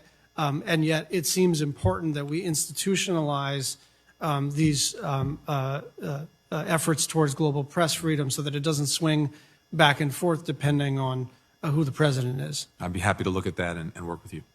Thank you. I want to talk to you about youth engagement. More than a quarter of the world's population is under the age of 15. And when you look at the global south, it's closer to 50% in many countries. These are kids that don't actually know the value of American-style democracy. What they know is the Iraq War, the siege on the Capitol. They're too young to know any of the extraordinary history that we helped the world to defeat Nazi Germany, eradicate polio, tear down the Iron Curtain. We have a great story to tell, but I'm afraid that we're not telling it internationally. And I think, obviously, the first thing in winning over hearts and minds of young people around the planet is to change our policies. I think that has happened. But I do think we need a specific engagement strategy with the world's young people who I think do not understand the value proposition, not just of freedom and American ideals, but America itself. Yeah, I very much agree with you, and I think one of the best investments we make, and by the way, I really want to thank this committee because over the years it's not only sustained that investment, it's actually grown it, but among the best investments we make are in our exchange programs, particularly those focused on young people. We have an extraordinary record in this government over many administrations going back many years in identifying young people at a very early stage who years later go on to play prominent roles in their countries, in government, in the private sector, in academia, in science, et cetera. And when they participate in these exchange programs, it builds a relationship with the United States. It builds an understanding of the United States that more often than not stays with them for their entire lives. And the influence that they then wield in their own societies is usually good for us. I went back and looked. This is some years ago. These numbers are probably out of date. But of the people who took part in our exchange programs at a young age, more than 50 went on to win Nobel Prizes. Thousands became leaders of industry. More than 300 became leaders of their countries. We have a good track record, and it builds relationships in a very powerful way. One quick example that you know very well as well, the Young African Leaders Initiative has been, I think, a tremendous success, one that we're trying to continue. 1.3 billion people in Africa, median age 19, to your point. We have to find ways to engage them. Now, it sounds like in a continent that big, 1.3 billion people, getting 5, 10, 15, 20,000 people in one of these programs sounds like a drop in the ocean. But again, I go back to the proposition that the people that we manage to identify and that come into these programs tend to go on to have very important, successful careers in whatever they pursue, and they build networks among themselves that expand out, and they tend to have a very favorable view of the United States. I'm glad to hear you say that. One final point on this is that we shouldn't outsmart ourselves right now. I met with Wendy Sherman last week, and she said after a pretty extraordinary global tour, she said everywhere she went, the first, second, and third priority for every head of state and her counterpart that she met was COVID and vaccinations. And so we have not just a moral obligation to everyone who resides on this planet to deploy the vaccine as quickly as possible, but an extraordinary opportunity to change the view of America across the planet by not outsmarting ourselves. All these programs are great, but the main thing that we can do and the main thing that we should do is to get as much vaccine out there as we possibly can. I couldn't agree more. And the president, as you know, has instructed us now to push out 80 million vaccines between now and early July. And that will be, once that is done, by a factor of 5 more than any other country has shared around the world. We're going to build on that. When we have excess vaccines beyond July, we will be contributing those, and we're working very hard to significantly increase production around the world so that we can do that. I could not agree more. Thank you. Senator Capito. Thank you, Mr. Chairman. And thank you, Secretary Blinken, for being with us today. I really appreciate it, and thank you for your service. I'm the ranking member on the Senate Appropriations Subcommittee for Homeland Security, so I'm going to ask 2 questions related to that. As we know, migration from non-Mexican, non-Northern Triangle countries is skyrocketing. I have just a chart here from the date May 27th through June 2nd, 2021, and that I just did a rough estimate, 6,000 or so, more than that maybe, over the week. Ecuador, Venezuela, Brazil, Haiti, Cuba, Chile, Romania.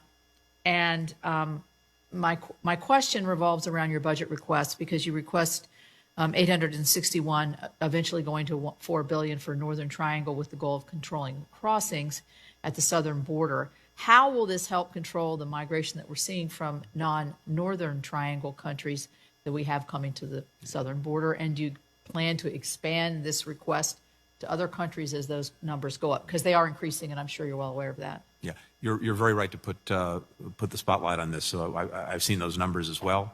I think what we have to do is to make sure that in each case we understand what is driving that migration. It varies, as you know, from country to country, place to place. Among the places that you cited, of course, Venezuela has a catastrophic economic situation brought about by the gross mismanagement of the Maduro regime, as well as, of course, political repression, et cetera. There's a driver there. Nicaragua, of course, is heading in exactly the wrong direction when it comes to sustaining a democracy. That is a driver, as well as the economic situation. So I think what we need to do is look in each situation at what is driving this and how do we address that. Also, what is contributing in a practical way. So, for example, in some of these countries, we've seen many people transiting through Mexico. We're working very closely with our colleagues in Mexico to address some of these specific situations that you just raised. Mentioning that, I do think that Mexico has changed some of their policies. Mm-hmm. They have. And it's, for instance, migrants can fly into a Mexican airport close to our border with limited visa requirements and simply walk from the airport across the border. I mean, this is definitely a problem. We can argue about what all of the issues are. The issues are, there are more people, there are from different countries, it's costing our country and their countries, and we need to find a solution here to crack down on this, because I think the American people, when they think 170,000 people are coming across the border illegally a month, is an astronomical. Let me ask you a question on ransomware. CISA, which is under the Homeland Security, they've been working to mitigate cyber breaches, and I know this is part of your budget request too, and ransomware attacks. We've obviously seen the one most recently with the Colonial Pipeline, and I'm sure there's many more that we don't know about, but others, certainly even one of our local hospitals had a ransomware attack. How are you working with our allies diplomatically on a collective approach to mitigate these ransomware attacks? And also, the DOJ has recently elevated ransomware to the same priority level as terrorism. Will the Department of State also commit similar resources to tackling this issue, ensure that ransomware criminals, wherever they exist, are brought to justice? In short, we will. This is front and center as a priority for us. We've seen already, to the point you make, the potentially devastating impact that this can have. And it is, by definition now, an international problem, and so an international obligation. So we were talking about this a little bit earlier. We are, among other things, getting together with other concerned countries, first to try to establish the principle that any state that harbors criminal enterprises or organizations engaged in ransomware, that is not acceptable, and they need to take action against it. And if not, there are going to need to be some consequences. Second, there's a lot that we can do on a coordinated basis internationally to try to disrupt some of these criminal networks and enterprises. That's what we're working on. Would the president be speaking to when he takes his trip tomorrow on this very topic? Yes, he will. Thank you.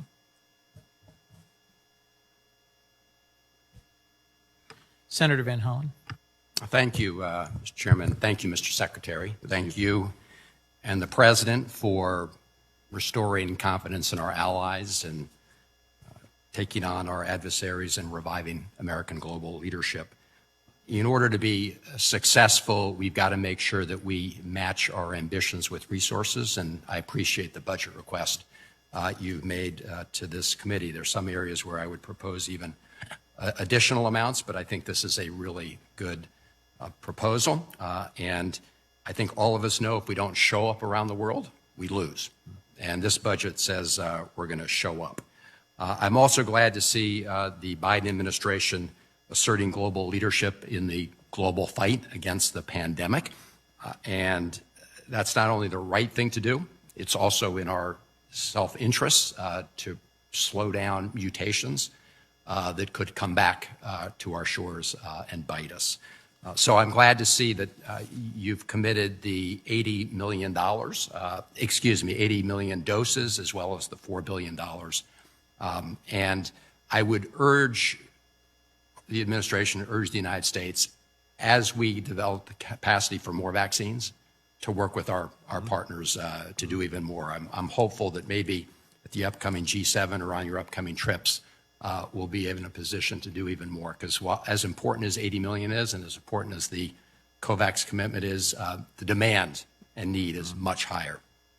We've also seen, as you know, some of our adversaries, especially China, using the vaccine in a quid pro quo fashion, not simply to immunize people, but to extract concessions from governments. I want to talk a little bit about your recent trip that you took to the Middle East in the aftermath of Hamas's attacks on Israel. Pleased to see you're talking about replenishing the Iron Dome. Was also pleased to see that you were announcing humanitarian assistance and other help to Palestinians who have nothing to do with Hamas, and doing so in a way to make sure that Hamas is not the beneficiary. You previously indicated that you wanted to restore that relationship between the United States and the Palestinian Authority. Could you just clarify what the administration's intentions are with respect to UNRWA funding? Is it your intent to restore that to the full amount that the United States provided before the previous Trump administration? That is the objective, but just to be very clear, in doing that, we are also determined that UNRWA pursue very necessary reforms in terms of some of the abuses of the system that have taken place in the past, particularly the challenge that we've seen in disseminating in its educational products anti-Semitic or anti-Israel information. So we're very focused on that. UNRWA, I think, has leadership that is engaged now in making sure that they have in place processes to prevent that from occurring going forward. We're looking at that very, very carefully. And I fully support that effort. I think that has to be, part of the understanding and commitment made by UNRWA and its leadership. And I know you're engaged in those conversations now. While you were in the West Bank, you also indicated that we were going to begin the process of reopening a consulate in Jerusalem in order to, have a better bilateral dialogue. And that obviously is important to achieve the ultimate goal when the conditions are right for a two-state solution, which you and the President have indicated is our goal. Do you have a timeline for that action with respect to the consulate? Thank you for raising that. I think, to your point, reestablishing the consulate that was there for decades before is a critical means for us to engage more effectively with the Palestinian people as well as with the Palestinian Authority. And so we now have to go through a process that has a series of steps that I'm happy to discuss with your team. I can't put an exact timeline on it. I hope we could get this done in a matter of months. But it is a critical vehicle for us to engage more effectively the Palestinian people. Thank you. And finally, Senator Van Hollen, we have several other members waiting. I'm sorry. Did I go over? You've gone about 5 minutes over. Oh, I apologize for that. All right. I had 4 minutes. I thought I was heading to 5. Sorry about that. Thank you, Mr. Thank you. Senator Hoeven. Thank you, Mr. Chairman. Mr. Secretary, what efforts are you making to advance the Abraham Accords and shore up the diplomatic support for Israel against Iran, not only Iran directly, but also the terrorists that it supports, like the recent Hamas attacks into Israel? We strongly support the Abraham Accords. This is an important initiative, and I think as we see more countries working to normalize relations with Israel, that's a good thing. So two things, Senator. One, we're working closely with the various countries that have already signed on to the normalization process to try to see what we can do to help advance that, to strengthen it, to support it. Second, we're engaged with other countries that might, in the future, choose to sign on, to encourage them to do the same thing. So you believe that is the correct strategy to pursue the Abraham Accords? I do. Good. And you're doing that vigorously? Yes, we are. Thank you. Our state's on the Canadian border. Not only our citizens, but many others want to be able to travel into Canada.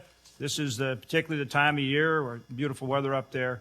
What do you anticipate in terms of the border, and do you anticipate it will remain closed after June 21st? What are you doing there on the northern border? We're trying to balance the security issue, which we also work on with CBP. We have 900 miles of border responsibility, but we're used to going back and forth with our good friends, the Canadians. What are we going to do here?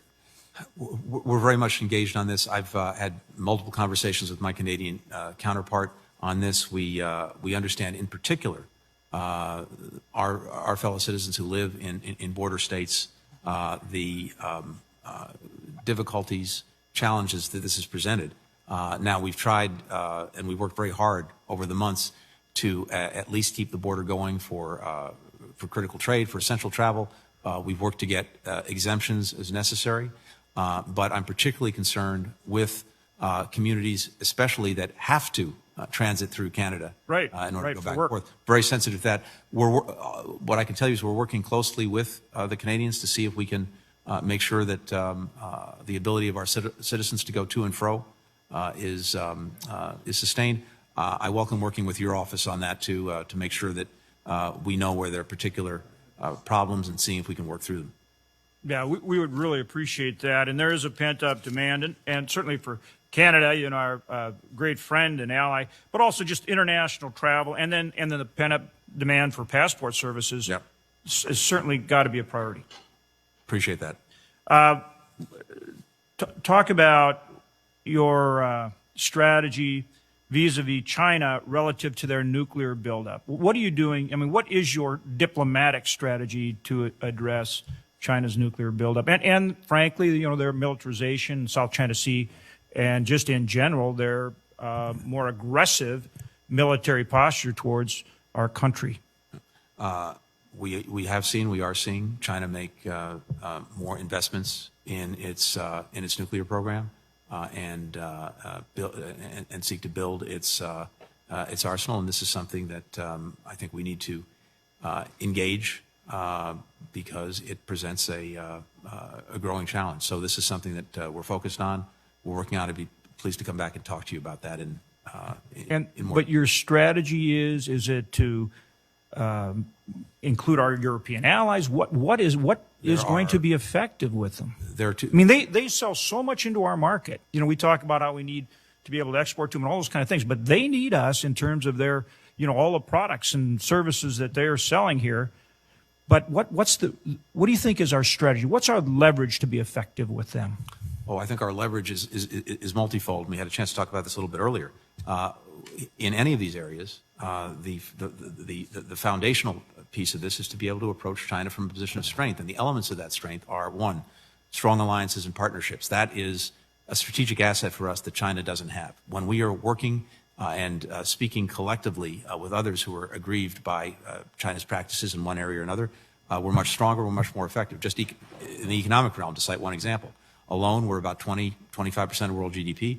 When we're working in concert with other democracies, we're 50 or 60% of world GDP. It's a lot harder for China to ignore. So alliances and partnerships, that's a critical piece. Second, actually leaning in and engaging in these very imperfect international institutions. The challenge there is that these institutions tend to set the rules, the standards, the norms. When we pull back, China fills in, and it has a stronger hand in setting the rules. On new technologies, for example, we're leaning in, making sure with our allies and partners that we're present. Third, what you've just done or are on the verge of doing, I think, this afternoon with this very important legislation that is making the right investments in ourselves, in our technology, in R&D, in our workers. That is fundamentally our greatest source of strength when it comes to competing and dealing effectively with China. And of course, our military, our deterrent capacity. All of those things have to be married together. Thank you, Mr. Secretary. Thank you, Mr. Chairman. Thank you, Senator Hoven. I should note, just to interject here, I live about an hour's drive from the Canadian border. A lot of my wife's family in Canada, we're used to just going back and forth. We also have homes, even business, even a library in Vermont that are half on the U.S. side, half on the Canadian side. And, you know, obviously it's almost a cliche, the longest unguarded frontier in the world, but we've got to get back to we can have open and easier back and forth with, I mean, most countries would give anything to have a neighbor like that to the north. Senator Kennedy. Thank you, Mr. Chairman.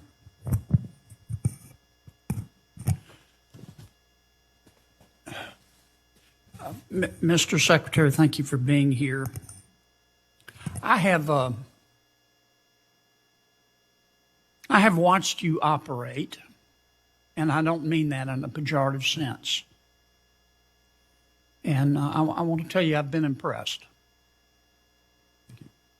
Of course, I reserve the right to change my mind. And there are a lot of things I want to talk to you about today, but I'm not. I'm going to talk about what I think is an overarching opportunity that we're missing. I think the State Department is missing it.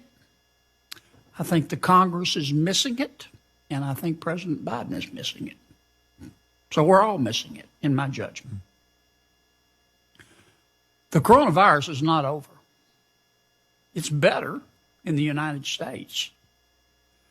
But it's not better in South America. It's not better in sub-Saharan Africa. It's better but not good in India. And the facts are the facts. I don't mean to be this to be a political statement. The virus came from China. The best vaccines came from the United States. And we have an opportunity right now to demonstrate to the world what American leadership looks like.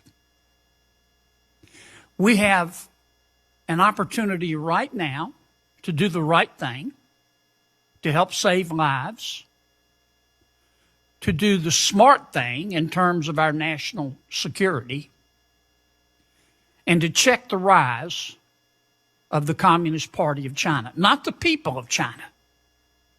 The people of China are good people. But the members of the Communist Party of China are pirates.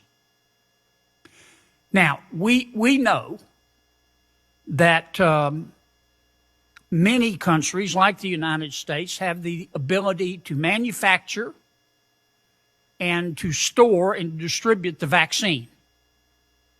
But a lot of countries don't. And it's dangerous. Not only is it immoral us not addressing this problem, it's dangerous for the United States as the virus mutates. And in my opinion, what I would encourage you to encourage the president to do is this week to announce that of all of our foreign policy issues, and they're all important, everything from Myanmar to, I get it. But our single most important priority for the rest of the year is going to be to vaccinate the world. I'm not talking about 20 million doses here, 10 million there. I mean to vaccinate the world. I don't know how many doses that is, 500 million, a billion and a half. It's the right thing to do.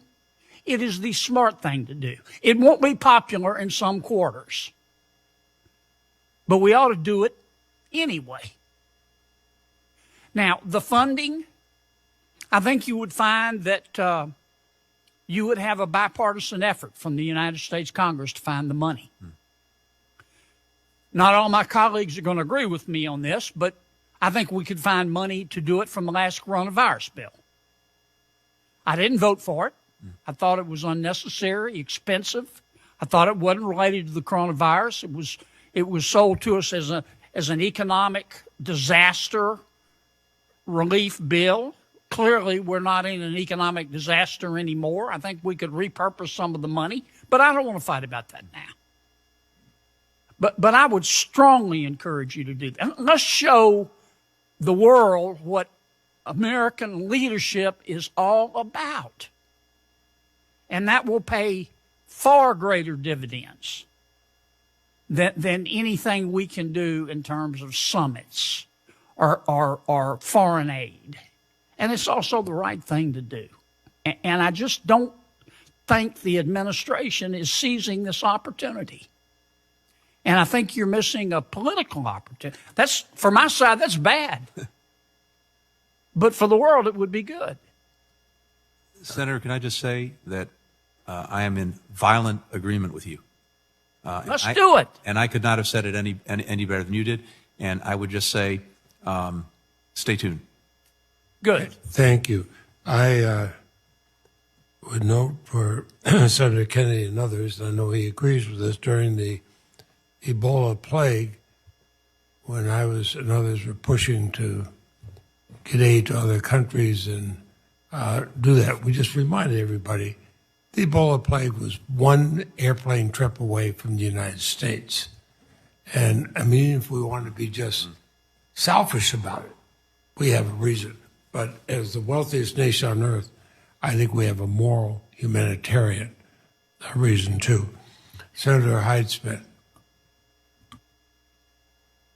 Thank you, Mr. Chairman, and thank you for being here, Mr. Secretary. And speaking of humanitarian efforts, Mr. Secretary, as you're aware, Israel is our closest ally in the Middle East and has seen major violence within the region just in the past few weeks. Being a democracy surrounded by many enemies whose stated policy is the destruction of Israel, U.S. support of Israel and its right to defend itself is of vital importance. Ensuring U.S. funding does not benefit terrorist organizations is in our national security interest and a duty to our allies. With that in mind, what assurances can you give the committee that U.S. funding for humanitarian aid will not end up in the hands of Hamas or Palestinian terrorist groups?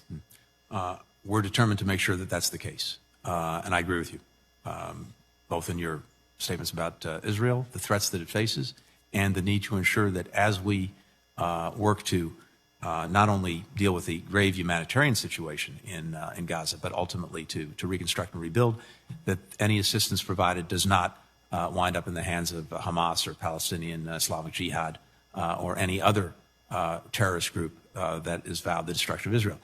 Based on my conversations with Israeli leaders, I was just there, as you may know, as well as with the United Nations, the Palestinian Authority, the Egyptians, and others, all of whom have an interest in seeing Gaza rebuilt. We believe that we can put in place the right process, the right mechanism, the right oversight to ensure that funds used to rebuild, taxpayer funds in our case, would not go to Hamas. And by the way, I think it's critical for another reason. It's hard to ask other countries to make these investments as well in potentially rebuilding Gaza if everything that is rebuilt is going to be lost again in the future because of Hamas's actions. So I think everyone has a stake in this, and based on the conversations that I've had, I think we're convinced we can put in place the right kind of mechanism to do it. Thank you for that answer. And also, I'm deeply concerned by President Biden's decision to eliminate Protect Life and Global Health Assistance. This life-saving policy protected taxpayer dollars from subsidizing foreign NGOs that perform or actively promote abortions overseas, such as the International Planned Parenthood and Marie Stopes International. Your budget would funnel even more taxpayer dollars to these organizations by increasing the slush fund for international family planning, reproductive health by $8.7 million. Promoting abortion in poor developing nations, especially when those nations have pro-life laws in place right now, harms the most vulnerable and undermines the goodwill we seek to do with global health assistance. Do you believe it is appropriate to force the American taxpayers to fund the global abortion industry by funneling millions of dollars more to a slush fund that benefits Planned Parenthood internationally? Senator, we take very seriously the proposition that, one, the sexual and reproductive health and rights of women and girls are key to their health and well-being, and want to make sure that the support exists to do that. As you know well, women and girls in particular have been the victims in so many different ways of COVID, of conflict, and denying access to reproductive health is only exacerbates the problem. Having said that, we also take very seriously the proposition that we are not in the business of funding internationally the provider funding abortion. Well, that is a great concern that my state has, and I think a lot of organizations can certainly speak to that as well. And I do want to be associated with Senator Kennedy's remarks of now is the time for Americans to shine, that we have developed this vaccine in record speed that is just the most phenomenal health care that I can possibly think of, and I do want to be associated with those remarks. And the Keystone XL pipeline, that's already been discussed thoroughly here already, so I just won't linger on that. But I think that we have to answer to a lot of Americans who lost their jobs because of this and the effect that it's had on this industry. And it's hard for me to go home and look at them and explain to them why that they lost their jobs. So I just wanted to make that point. Thank you very much, Mr. Chairman. And I would note, and I appreciate the comments on global vaccinations. I'd remind everybody here in December, when I was vice chairman of this committee, I included $4 billion for the Global Alliance on Vaccination and Immunization in the omnibus spending bill, and that money is now being used. So I'm glad to have support from you and from Senator Kennedy for that type of operation, because having done it once, I tend to be doing it even more. Senator Murphy. Thank you very much, Mr. Chairman. Good to see you, Mr. Secretary. Thanks for spending time with us today. I want to applaud you and the President for your quiet and effective diplomacy in bringing an end to the crisis in Israel and inside Gaza. I hope and I trust that this committee will continue our robust support for our security partnership with Israel. But I wanted to draw your attention today to the need to also address what will be both a short-term and long-term humanitarian crisis in Gaza itself. You have, I think, rightly turned back on funding for the United Nations Relief and Works Agency. Would love your thoughts on whether there will be room to get that back up to the sort of 2017, 2016 levels of $360 million per year, and whether the administration is discussing plans to join the international community in helping to rebuild Gaza after the course of the latest conflict. And second, just would ask for your thoughts on the continued wisdom of the blockade. A lot of folks supported the blockade when it began over a decade ago because people thought it was a means to sort of force Hamas out of power, also a means to make sure that very dangerous weapons don't get into Gaza that could be used against Israel. Well, Hamas is still there, and as we saw through the dizzying pace of rockets being launched from Gaza into Israel, that blockade didn't seem to effectively prevent Hamas from being equipped with pretty serious weaponry. What it does is result in 50% of the population being out of work, which unfortunately tends to feed Hamas's narrative. So your thoughts on relief efforts going forward in Gaza after the crisis and the wisdom of continuing the blockade? Thank you very much, Senator. Two things. On the relief efforts, I think there are two critical pieces to this. One is the immediate humanitarian, because we do have a very, very challenging situation in terms of the most basic things: water, sanitation, sewage, electricity. And that needs to move forward as quickly and as effectively as possible. Then there's the question of actual reconstruction, rebuilding. And to your point, and by the way, I had lots of conversations when I was in Israel with Israeli counterparts, but also with Palestinians, and then in Egypt and Jordan and other places. Hamas feeds off of misery and despair. That's the lifeblood of this organization.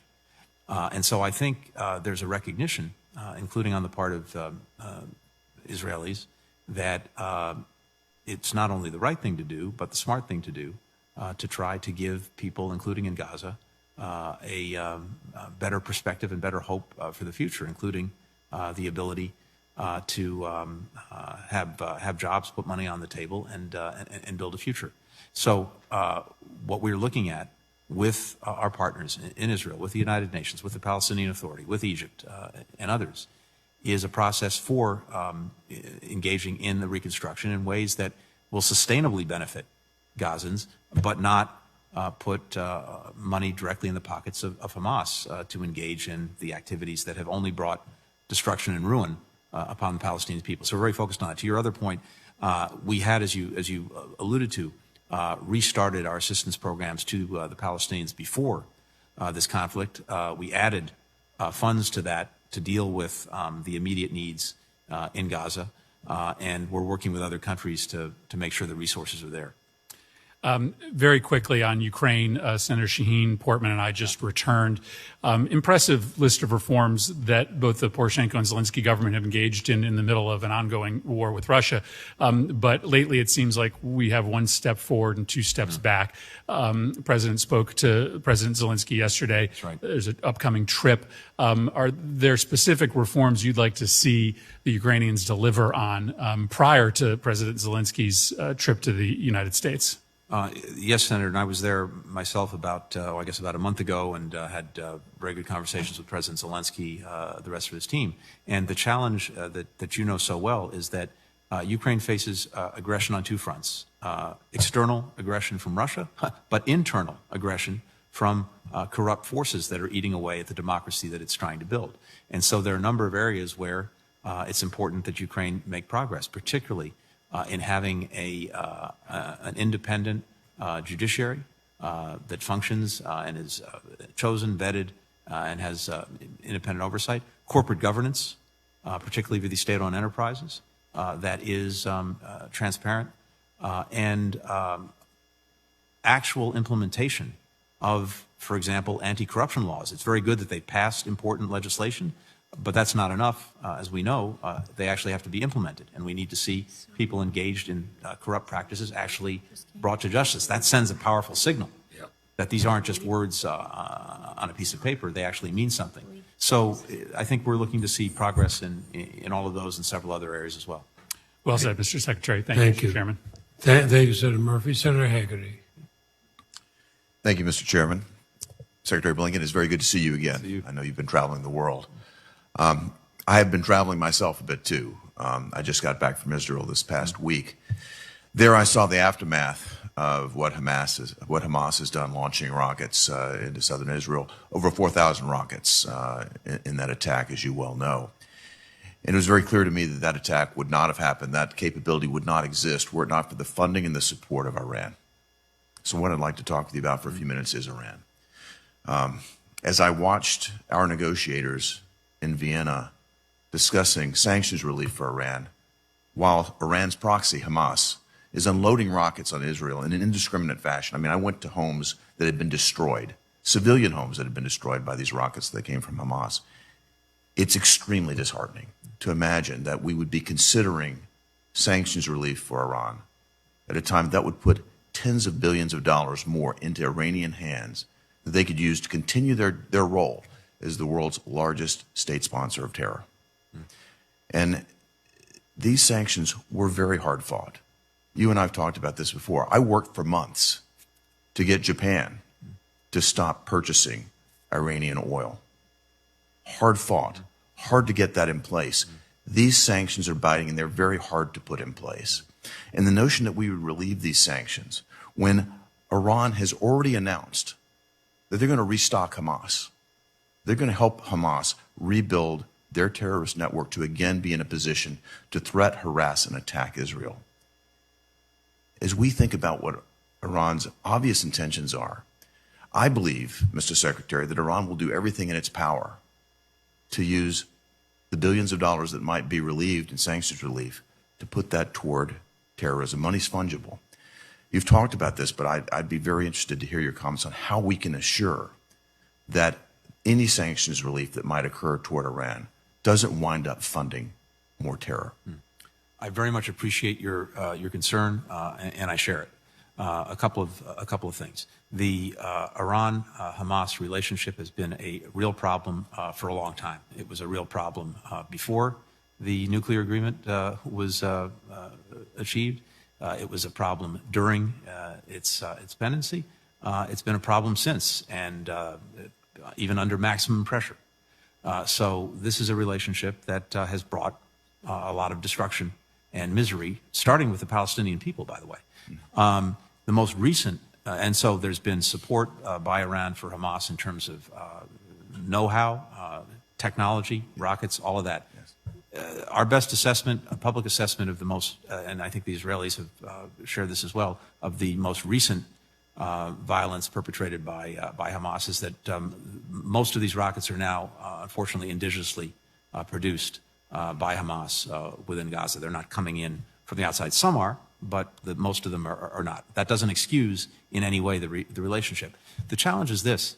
An Iran with a nuclear weapon or with the ability to produce one on very short order as a result of being able to make fissile material very quickly is an Iran that's going to act with even greater impunity when it comes to its support for proxies, terrorist groups like Hamas, destabilizing activities in the region. We have a strong interest, I think, in the first instance, trying to put the nuclear problem back in the box, because right now, without the constraints of the agreement, Iran is galloping forward. It's producing more fissile material. Its stockpile has increased more than 10 times beyond what it was allowed to have under the agreement.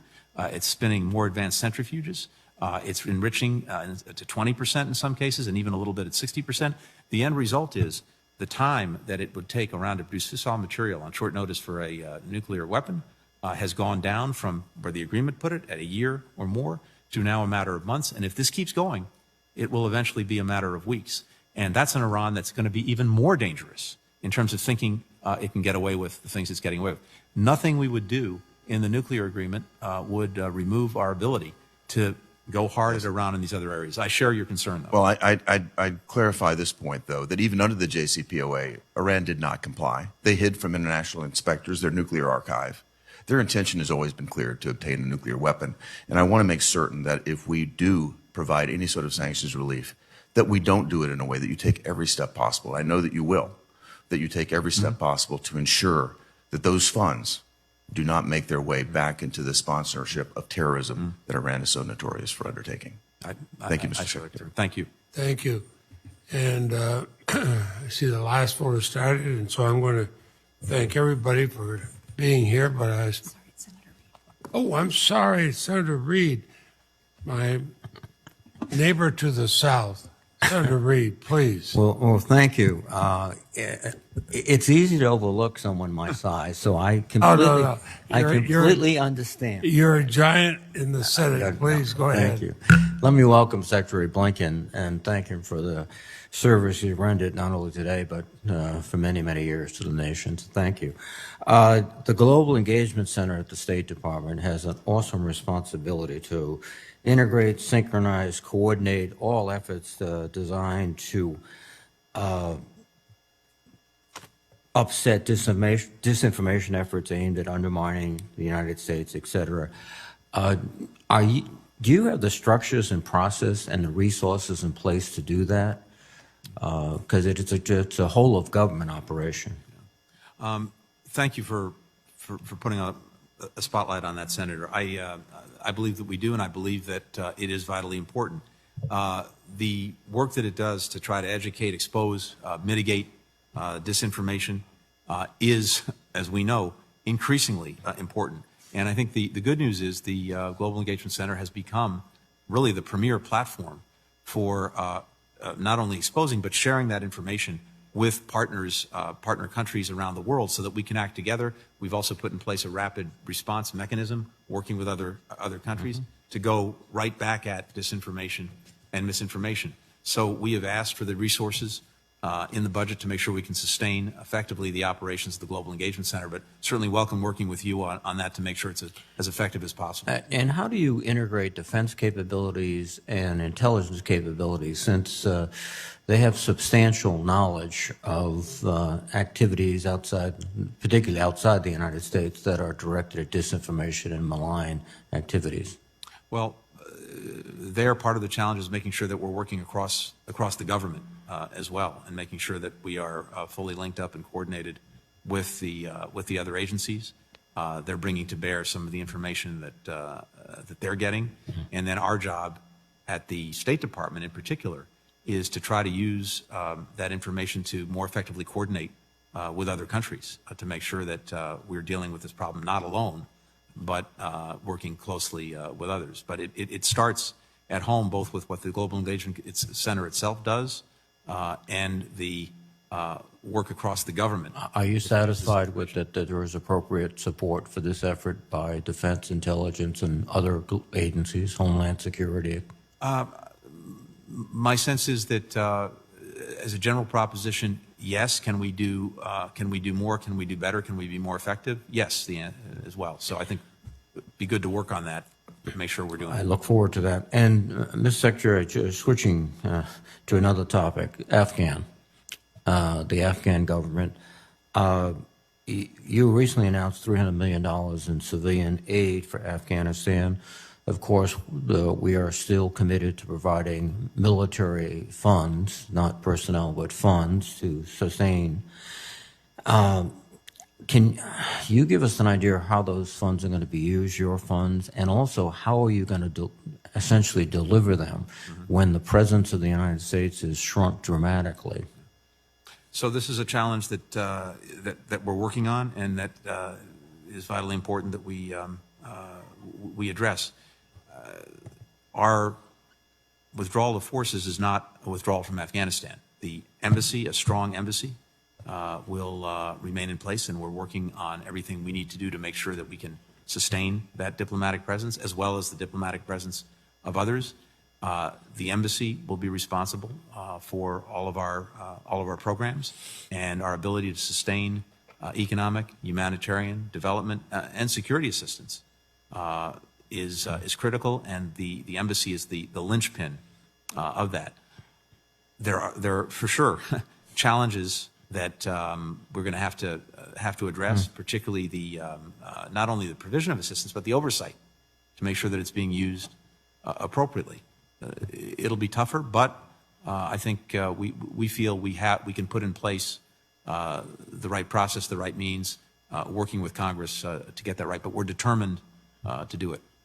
I will presume you'll agree with me. Congress should move very quickly to pass legislation to increase the visas, the SIV, for personnel that have been very critical to our operations in Afghanistan, and also streamline the process. We have a moral obligation. I think you can just simply agree or not. I could not agree more. Thank you, Mr. Secretary. Appreciate it. Thank you, Mr. Chairman. Thank you, and I agree too. We've seen this after other conflicts. Senator Brown, I believe, will probably be the last person because the vote is. We got 5 minutes left in this vote. You have your 5 minutes. Thank you, Mr. Chairman. Wall Street Journal indicated that there was a study and process on the origin of the virus, and that the State Department did shut the ongoing probe down in January. Why was that done? And did you consult with Drs. Fauci and Collins in making that decision? Thank you. I saw the report. I think it's on a number of levels incorrect. This is my best understanding, Senator. The previous administration asked a contractor to come in to pursue an internal inquiry into the origins of the COVID virus, with a particular focus on whether it was the result of a lab leak. That work was done. It was completed. It was briefed to relevant people in the department. When we came in, we also were made aware of the findings. The previous administration, the Trump administration, it's my understanding, had real concerns about the methodology of that study, the quality of the analysis, bending evidence to fit preconceived narratives. That was their concern, which was shared with us. But the bottom line is the work that was contracted for was completed, and it was made known. This was the work of one office and a few individuals in it, not a whole of government effort to get to the bottom of what happened. That's exactly what President Biden has ordered. We now are in a 90-day effort led by the intelligence community to find out to the best of our ability where this virus came from. And that's the way we're going to get at it. Speaking of the intelligence committees, Senator Hawley and I got through the Senate with unanimous consent. That is nearly impossible to do for our intelligence agencies to release any classified information, redacted for anything that would, need to be. Would you recommend that occurs so all of us can see it, including committees here, as well as the American public, the information we house? Two things. I don't want to get into the equities of the intelligence community, and not my place to do it, but as a matter of basic principle, I think we need to make sure that we understand, the American people understand, the international community understands where and how this virus originated. Because if we don't know that, we will not be able to put in place the measures necessary to make sure that this doesn't. So are you for declassifying that information? Well, again, I say this with a big caveat because I don't. The equities of the intelligence community, depending on, as you know, where it came from, sources and methods, et cetera, those have to be respected. But I think we should have as much transparency as we possibly can with whatever information we find. And the harder nut to crack would be getting the Chinese to be open and transparent. That's correct. And what tools would you recommend that President Biden use to make sure that happens when they have been so opposite of that in the journey through COVID? And when you look at all the havoc that's been created along the way, it seems like to get to the bottom of this, they need to be fully transparent, willing to admit what might have happened, and have got to be part of the solution. What tools do you bring to bear to get that to happen? First of all, I agree with you. And I think as you said, if you look at this from day one, the government in Beijing did not, to say the least, meet its basic responsibilities in transparency, sharing information, giving access to experts, especially in the early days when it might have made a real difference. And unfortunately, that's continued to this day, including with the report done by the World Health Organization that did not benefit from that kind of information sharing, that kind of transparency. So I think a couple of things. We need accountability for what happened and who, if anyone, was responsible. And if that's not forthcoming, I think you're going to see a rising international chorus that will be demanding of China, or in any other situation, any country that's failing to meet its responsibilities. And we will look at whatever tools are appropriate to make sure that information is forthcoming. So beyond a chorus in jawboning, what particular tools or sanctions do you think would come into play? And how far do we go to get to the bottom of it? Well, I don't want to get into hypotheticals going forward. What I can say for today, and also be happy to work with you and colleagues on this, is we will make sure that we have, and others have, tools in place to strongly encourage countries, including China, to actually meet their responsibilities to the international community. I think the country is watching and the world is watching, and it'll take us and you and the president to galvanize those efforts. Thank you. Appreciate that. Thank you very much. And with that, we will conclude, but I want to thank all the senators who are here, both sides of the aisle, but especially Secretary Blinken. It's good to have you here. I've had many comments from senators, again, in both parties, and how good it is to have a Secretary of State give clear, direct answers. I know it means a lot to me, and we will keep the record open for written questions to be submitted by 5 p.m. next Tuesday, June 15th. We've held 3 hearings now, one on infrastructure deficit, one on climate change, American Jobs Plan, one on addressing domestic violent extremism, and of course this extremely important one on the State Department budget and our role, our leadership in the rest of the world. Next week we'll have a full committee hearing on national security and budget for the Department of Defense. Secretary of Defense Austin, Chairman of the Joint Chiefs Milley will be here. And I reiterate the need for Congress to begin bipartisan and bicameral discussions with the White House to establish top lines for fiscal year 2022 so we can get on with our work in the committee. But on a personal note, Secretary, it is great to see you again, and thank you for taking this time. Thank you very much, Mr. Chairman.